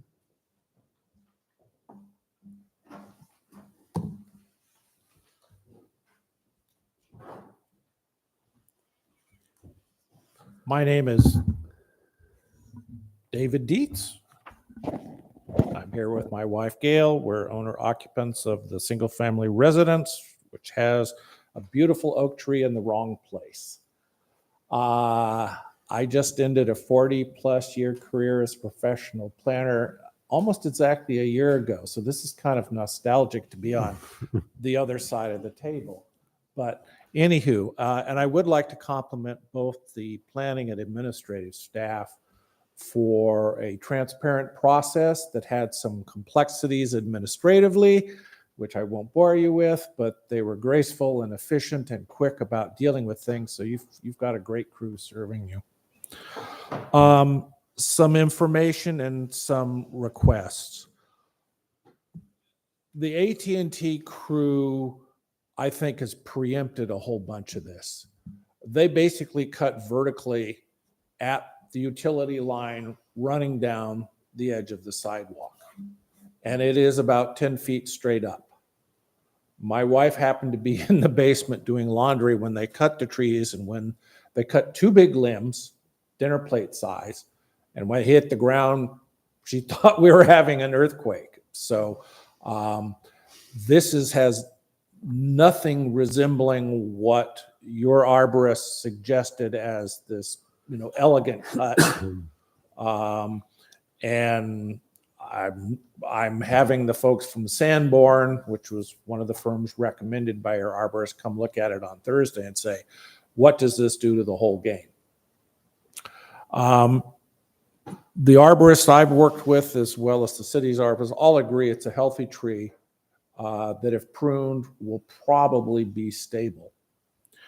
But what I would suggest is right now you're hamstrung by an ordinance that does not deal with consequences, and it does not deal with degree of risk. About 25 years ago, when I was preparing the section on risk for the California Airport Land Use Compatibility Handbook, I borrowed a matrix, which is in the materials you've been given, which comes up with a way to evaluate low probability events and long-term events. And obviously you are constrained by what's in your ordinance today. I get that, but I think it's missing some bits that would be helpful in dealing with gas lines, with dealing with tree leans. One in an open field is way different than one leaning over 116. My nightmare is it coming down on a school bus 20 years from now, but you could substitute your own nightmare of a gas truck or whatever it is. An open field is a great place to have an oak tree with a 75-foot lean. 116 is not a great place to have an oak tree with a lean. I'm not sure how you deal with that. I would look at your finding number 3, which talks about there are ways to mitigate it, et cetera, et cetera. But if you look at the glorious matrix I provided you, even if you have an event which rates as unlikely, which if this tree was pruned, its falling would be unlikely. All the professionals agree. However, the consequences of it falling are not trivial. I mean, not only will it take out these AT&T lines, but the potential consequences for something being on 116 at that time, random time of day, windstorm, whatever it is, you have to think about that. So I'm not sure what mechanism you use. The other thing about consequences is very selfish. we have this absolutely awful 8-foot retaining wall, and I would put that in air quotes. The city has already said they would be delighted if we tore it down and put in a real retaining wall, because it's a 90-year-old non-retaining wall. It's basically erosion protection. It's flagstones held together with stucco. There's no structural anchoring. It's a joke. We had a structural engineer look at it 8 years ago. He said that if we wanted to replace it, his back of the envelope, literally estimate 8 years ago, was $75,000 to $100,000. That doesn't include traffic control, which we found out to our surprise costs more than the tree pruning, for example, just to get through the Caltrans process and have crew to do it. That's 8 years ago. He also said we'd want a drainage plan before he put up a new wall, and we got a quote of $75,000 to $100,000 for that. So if this tree goes down, it is about 5-6 feet from this non-retaining wall. If it goes down, even about if nobody's hurt, we're looking at several $100,000 of damages that is going to rearrange our retirement big time. We're living off Social Security and rental from a cottage on our property, which is lovely. We're self-sufficient, but we can't take a $300,000 or $400,000 hit. We can put on a new roof every 5 years. So I don't know what you can do with findings number 3 to address the risk issue, both to us and to the public. I would ask you to consider it. The other thing I would do, and then I will sit down and let you get on with it, is at the time the staff wrote the report, we didn't have yet bids from contractors. We asked for bids from the 2 contractors recommended by our arborists. They both have great local reputations. Sanborn had the low bid, which in the materials, which should be anything, was $6,777. That's today. The arborist said we should review this in 5 years. And talking with the guy from Sanborn, he said, well, yes, if he had to guess, this wouldn't need pruning for 4 or 5 years, but he just finished pruning a tree which had substantial growth, enough to need similar pruning after 2 years. So it depends upon both the amount and the schedule of rainfall that happens to happen that year. But we're talking something that's a month and a half of our revenue going out the door every 2 to 5 years. And you don't obviously have an operational degree of onerous, but for a single family, 2 retired people, that's onerous. So I would leave you with a request to try and deal with the risk of this tree, which probably will survive. My time horizon is 20 years. I figure that's about as long as I can be in this house before the stairs defeat me. And so with the 20-year horizon, it's a little different than the 2-year horizon talked about in the ordinance, or the 5-year horizon talked about by our arborist. So if you could deal with risk, and very specifically, if you could deal with the unreasonably onerous, we would appreciate it. But again, I'm not sure what the implications are. I'll really sit down. I love to talk, so I'll stop soon. But the Sanborn guy happened to be driving by while these very strange yokels who didn't even have a real truck, they were using a U-Haul to put the trees in. They didn't have a bark chipper. They were just throwing the stumps and everything in the back of this U-Haul. He thought I didn't like his bid and had found some lowball group to go do the work. And I told him, no, I don't like the liability of those people. And he laughed hysterically and said, yeah, they kind of did a number. He says, that's not something we would have done. Yeah. So anywho, that's the saga. If you have any other questions about the AT&T fiasco. And a year ago, I talked to AT&T because we're not trying to plant a gazebo here. I mean, this is truly about our risk to us and risk to the community. Because that wall we have there is scarier than all get out. And this tree being next to it doesn't help. But well, if you had any questions, I can talk. But AT&T told me over the phone, an actual human being, that they don't do this work. They wait till it fails and then they fix it. So we were flabbergasted when these two yokels told us it was an AT&T. I don't know. I mean, they weren't lying, because obviously they're doing a day's worth of work and presumably somebody was paying for them.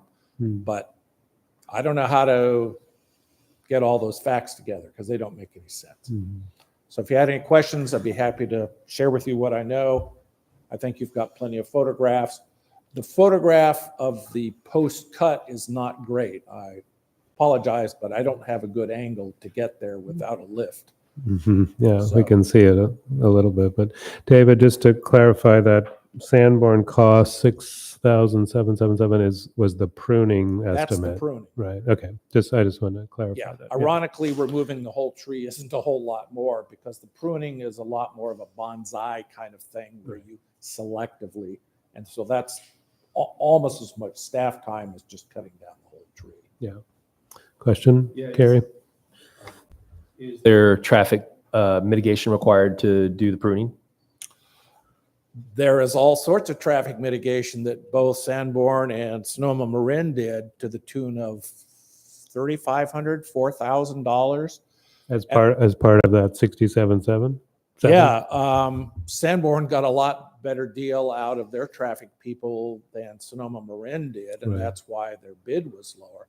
But in both cases, the high expense is the traffic, getting it through Caltrans and getting a approved permit, and then B, having somebody out there with an orange flag while they do it. Now, the good news is there's a little pull out there, so there actually is room for that type of truck, but there's a process. It's Caltrans, so.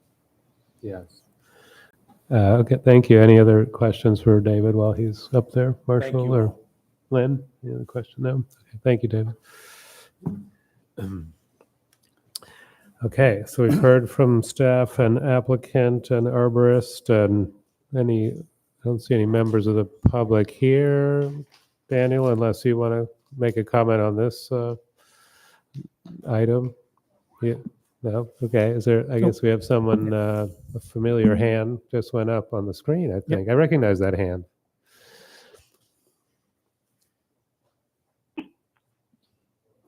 Familiar hand. I'd like to be more familiar. But anyway, I'd like to say hi to David. It's nice meeting you over the phone, so to speak. Gail knows me. We've met more or less on the trail several times, on the West County Trail. But anyway, I'd like to speak about consequences, risks, and liability, particularly there on Healdsburg Avenue. Right near there, at a certain time of the year, like on July 4th, sun is directly in the eyes of the motorists when they're going northeast, and we have had multiple accidents, pedestrian accidents there. And the point is, the city knows about this, and they continue to build large developments like the Canopy and Gravenstein Commons on that road, which Canopy will produce, according to their own impact report, 684 car vehicle trips a day. And so that is increasing the risk of going toward the sun, rendering a normal motorist completely blind to any pedestrians that may or may not be, in the crosswalks, as has happened before. And so since the city knows about this risk, and I think that they should be assuming the liability for future accidents that take place with these new projects that are not well thought out. So that's the point of it. And thank you, David, for your presentation. Say hello to Gail. Thanks. All right. Thank you, Linda.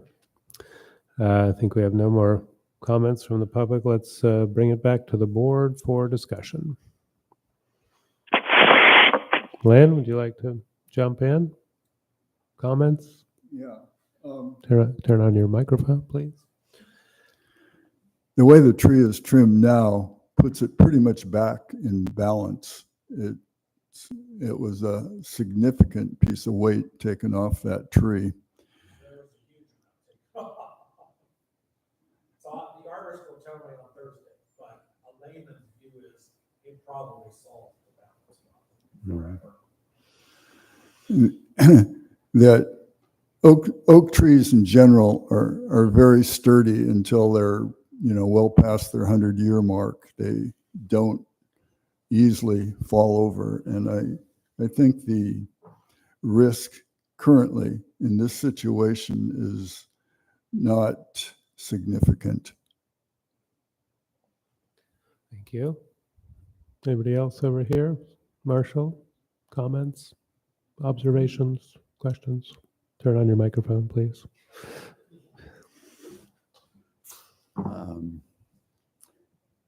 Yeah, I can relate to the retirement thing. The risk right now is minimal. I wonder how long it'll be safe and what you can afford down the road. I'm sort of torn here. It's cheaper now to take it out than it will be later. And I'm very sympathetic with you taking it out. But I know our role here is to try to save trees. So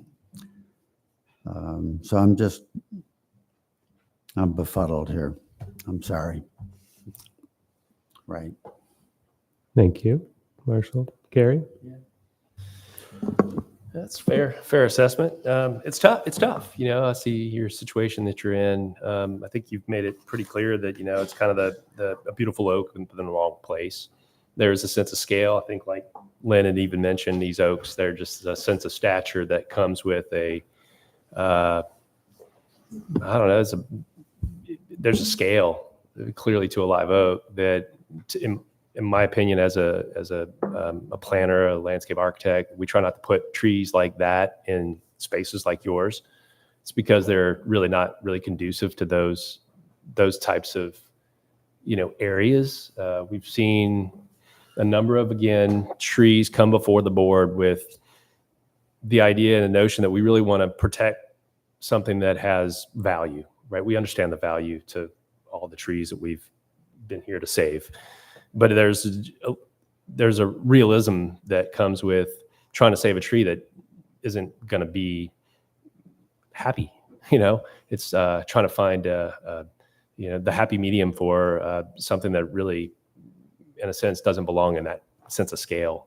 So I looked through all the findings 1 through 5, and you quasi qualify for almost all of them in a lot of ways. So in my opinion, I was going to say at first it would be a good idea to just remove and go with the arborist's suggestion of removing and finding that natural balance. And then because you can't put it back on, or you can't put the tree back. But considering it's already been done and there's a significant cut being made, and there's almost, in my opinion, almost no long-term value to the structural, the aesthetic value, and all these sort of things, I would just suggest removing it, especially based on the incurred cost with traffic mitigation and such. So those are just my comments.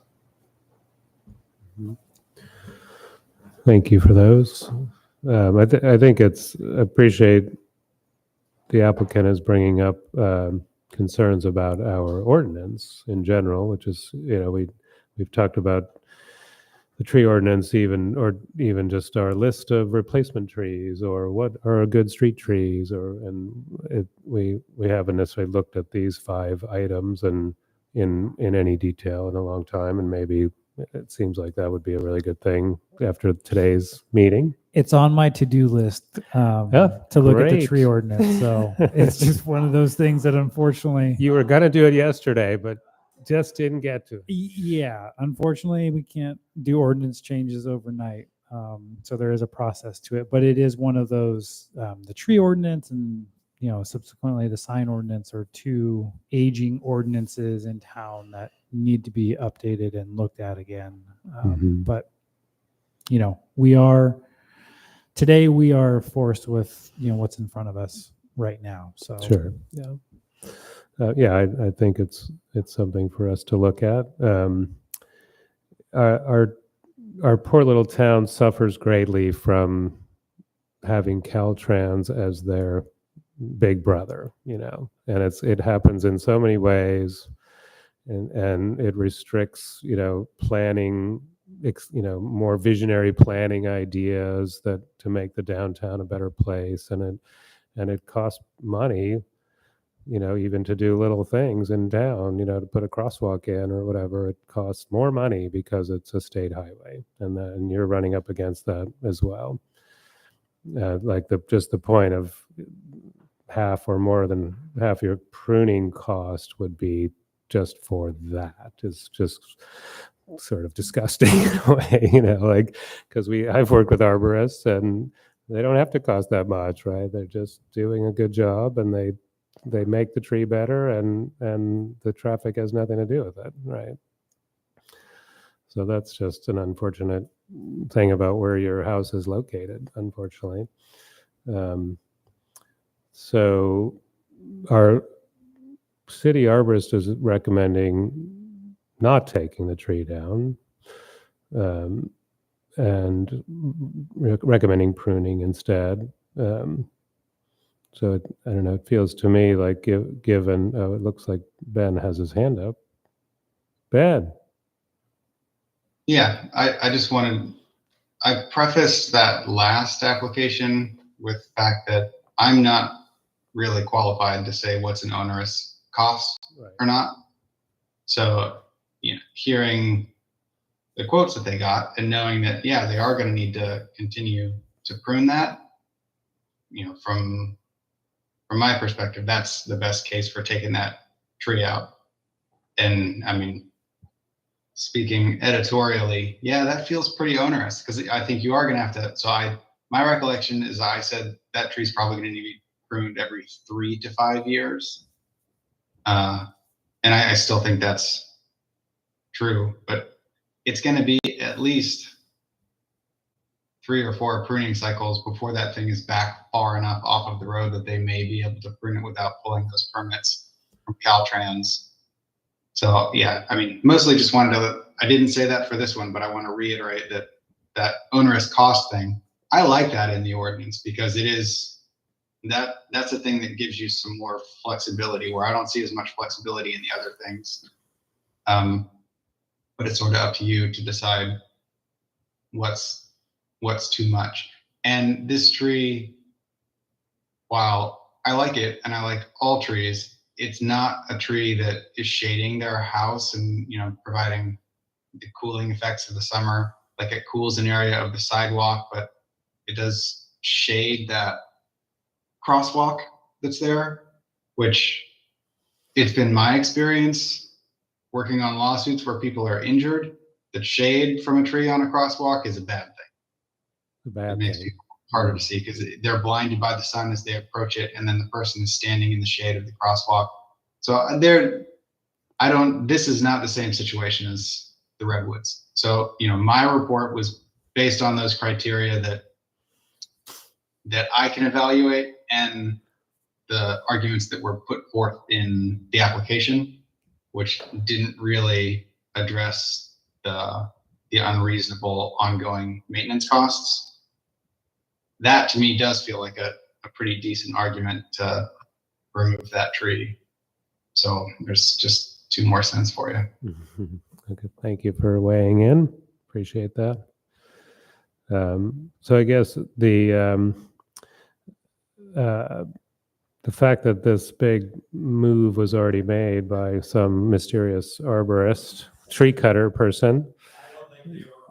Yeah, that's right. They were hackers. I mean, that changes things a lot. And you said you have a meeting on Thursday with an arborist to look at that, or right.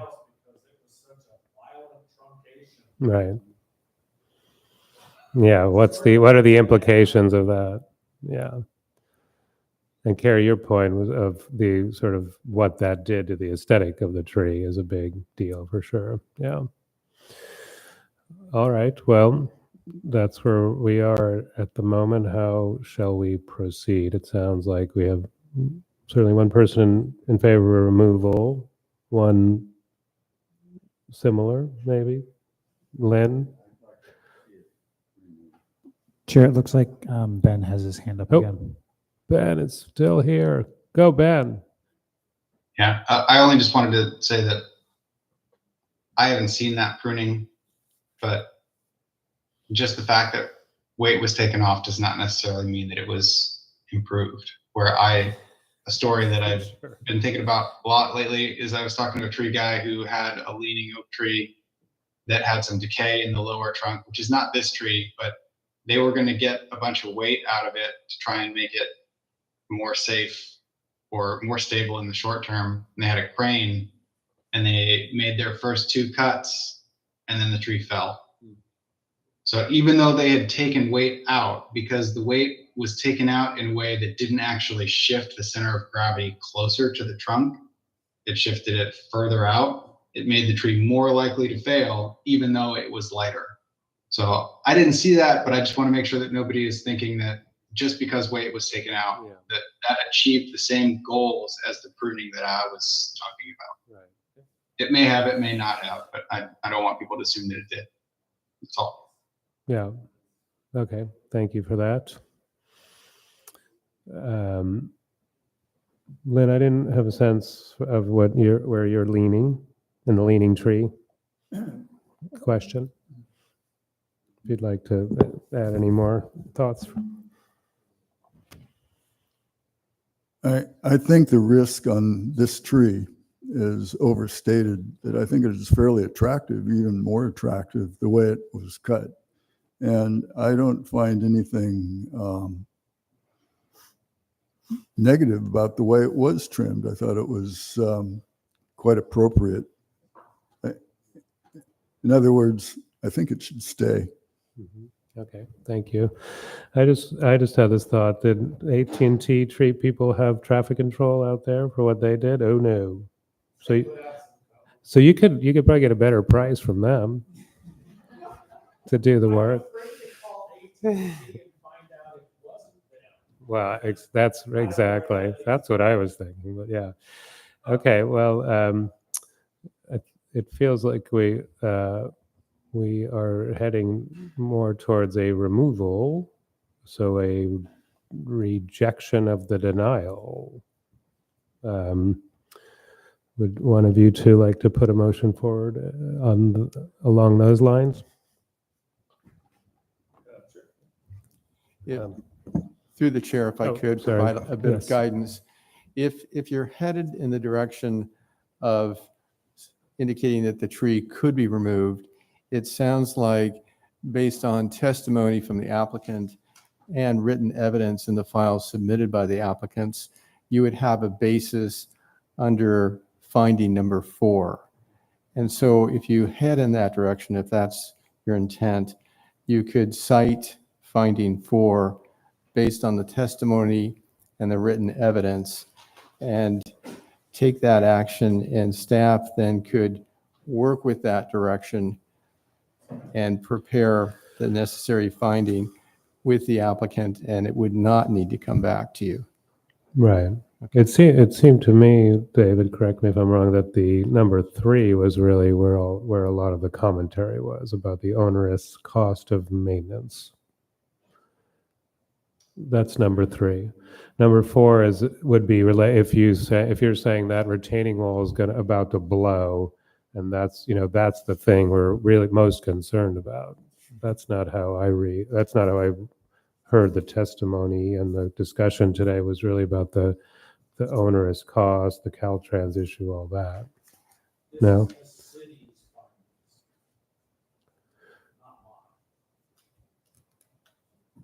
The city's findings. Findings number 4 would be the one that would be Okay, right. Okay, yes. Okay. So you can, thanks. We can figure it out. So the findings for denial is what you're referring to, number 4.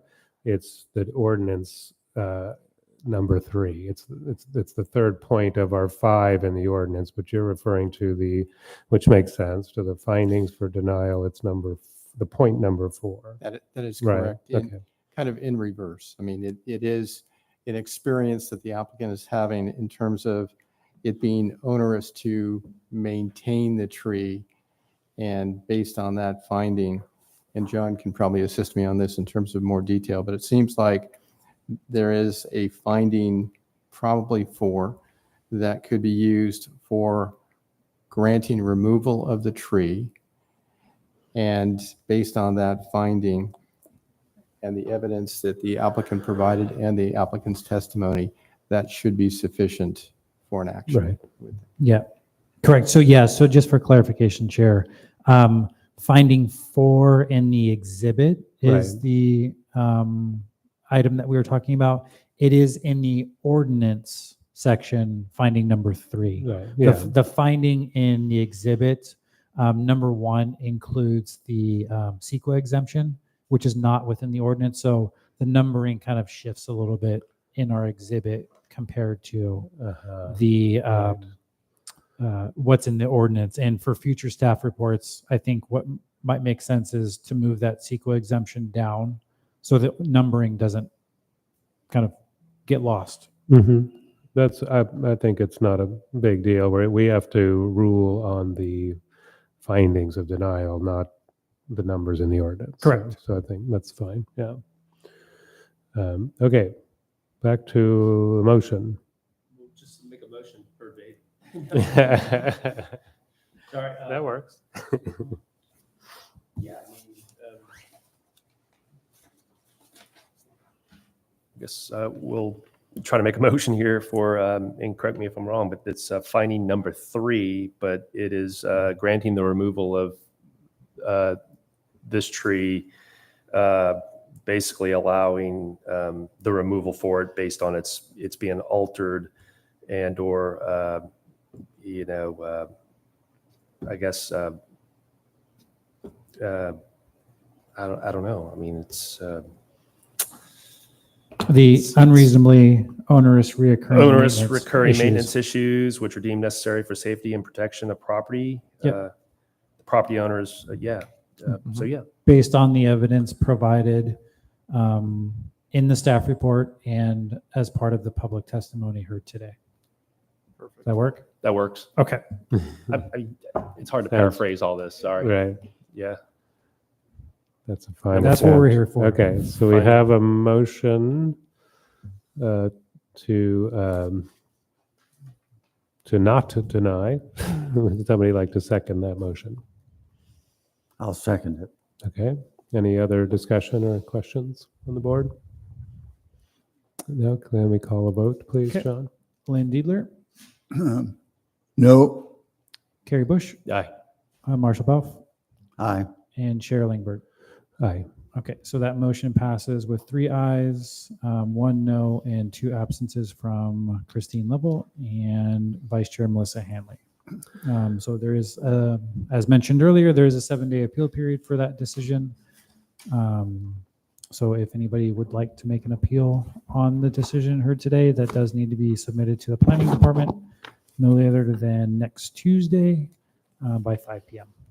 So, and then there's also a replacement tree part of the ordinance to either replace trees or pay Correct. to an in lieu fund. Correct. So that'll be part of what comes forward from staff.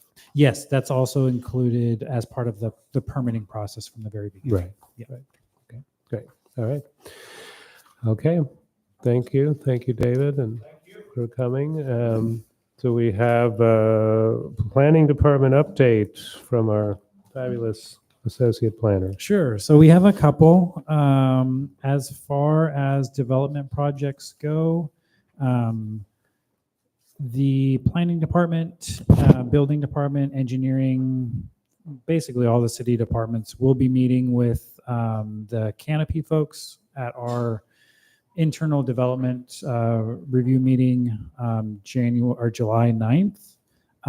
This will be to kind of go over their building permit submittal for their project as they were recently approved. An update for the Woodmark project from the building official today. I heard that 2 of the buildings are essentially completed. They're waiting to get power and water to those first 2 buildings. And then the next 2 buildings kind of behind those should be completed within the next couple weeks.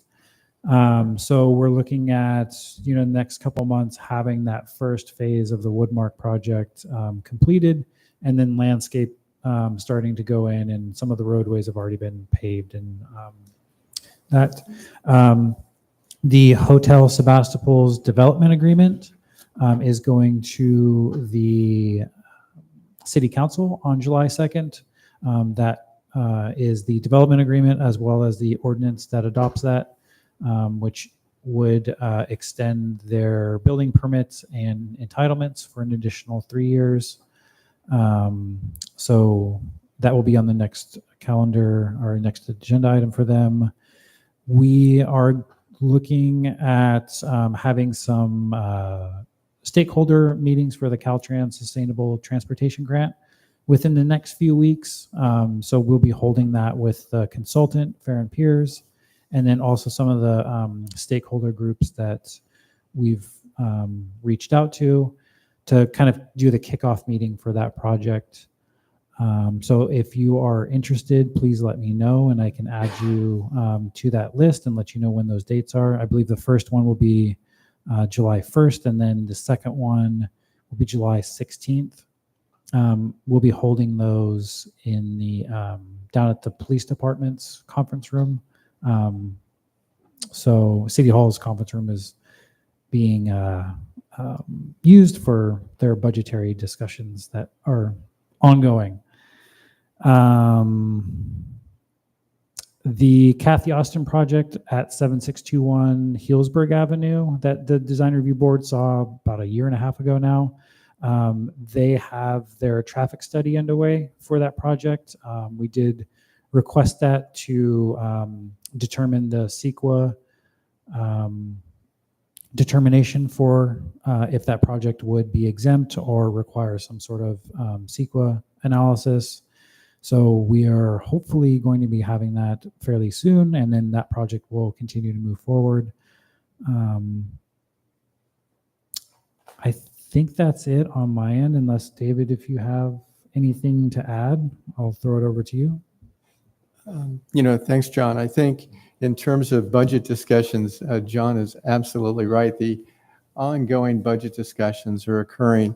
And we are, as we've talked to you before, we are looking at, the idea of merging the design review tree board with the planning commission. So that's an ongoing discussion, as well as looking at the public arts committee and the climate action committee, and looking at perhaps fewer meetings of those groups. And the idea really is to shift staff time so that staff can be working on some other projects. You mentioned today the idea of the tree ordinance. John had mentioned that to me before, like, gosh, we need to get to the tree ordinance and the sign ordinance.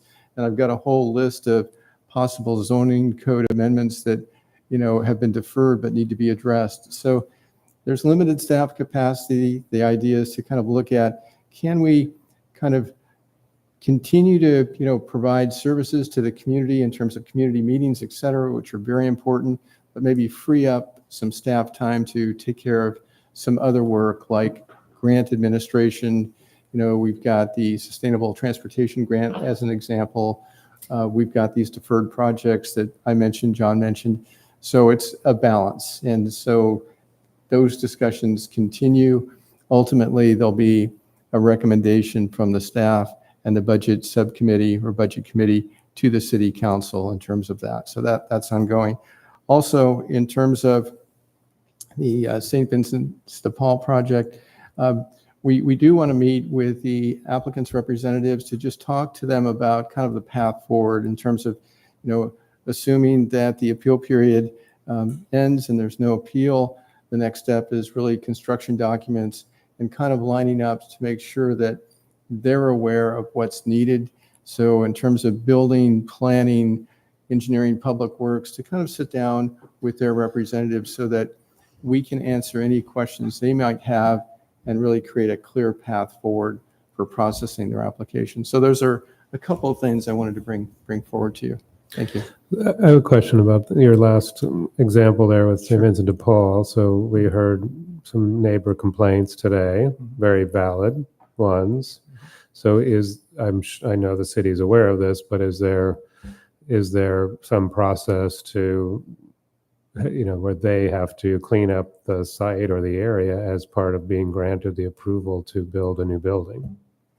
Yes, I believe the police chief has been working with St. Vincent Jack Tibbetts and also the representative from Horizon Shine, who was in charge of the RV space, to work, a path forward to get the site cleaned up and in a place to start that construction process. Right, but this isn't the site empty? Like, what is Horizon Shine even doing now?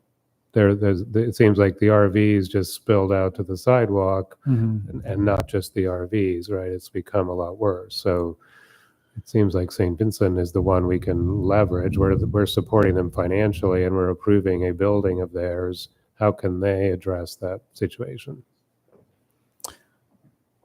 I don't know how to answer that question. I think, if it was on the site, it would be one thing. Right. It's kind of hard to make them responsible or make them in charge of policing the rest of those types of actions. It is something that I know that the police department is trying to do the best that they can.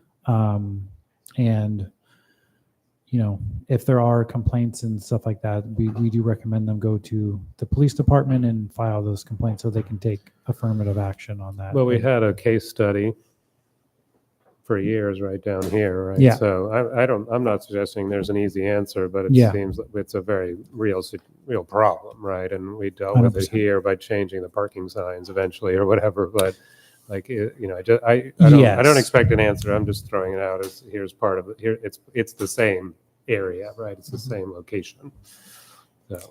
No question, it's a challenge. But as that site becomes an active construction site, there's going to be a need for access along that frontage. So that's going to change things. Yeah. Maybe Caltrans can help with this. Sure. All right. Thanks for the update. Yeah. Can I ask Dave a question? Yeah. Are we on? You're still live. Yes. I'm live.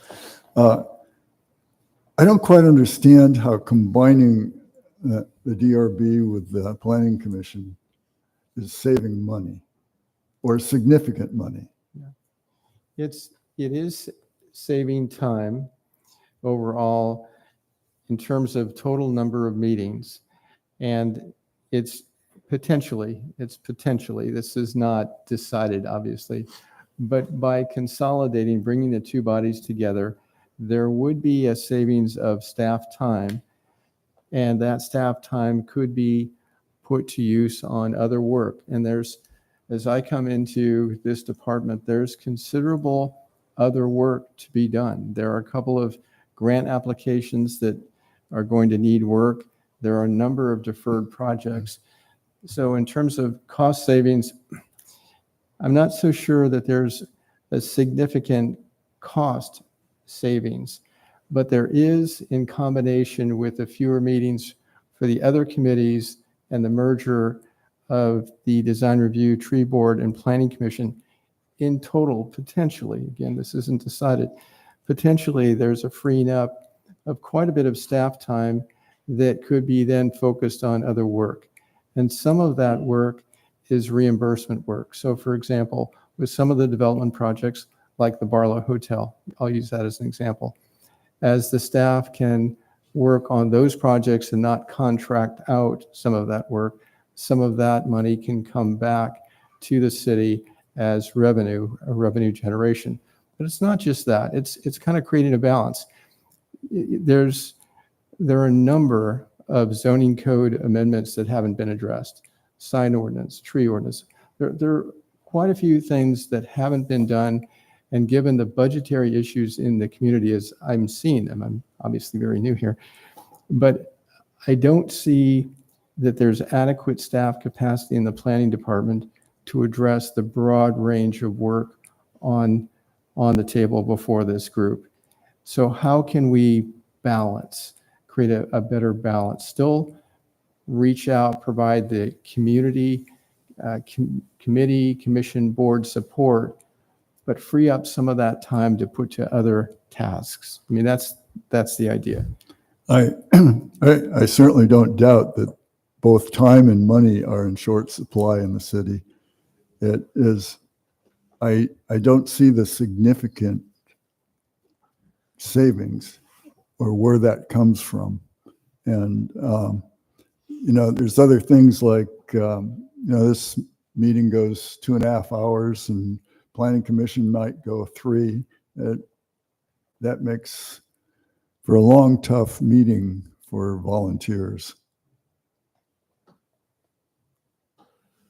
You mentioned the Barlow Hotel. That I don't think you've briefed this board on that project. I'm sorry. Yes. That's okay.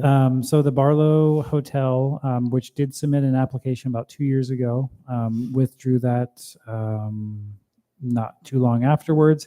And then earlier this month, we still are in June, did submit a formal application for the Gyaki site. So the Gyaki building would be transformed into a 3-story hotel building with a rooftop kind of pool and bar on the 4th floor. The parking in between that site and the community market, that parking lot area would be modified to accommodate some of the inflow and outflow for that site.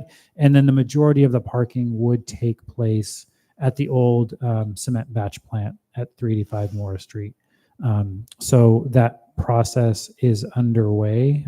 We did send out a incompleteness letter that addressed a few things that the various departments still needed clarifications on or documents. And we're waiting to hear back from the Barlow on that. So 83 rooms for the hotel. 83. And then there's also a retail component, restaurant on the ground floor, gymnasium, spa, and then conference rooms and stuff like that. The majority of those all open to the public. Okay, thank you. That is also on the city's website for our building and development projects. Oh, okay, great. So, all right, thank you. All right, with that, I think we can adjourn the meeting. Thanks, everyone. Recording stopped.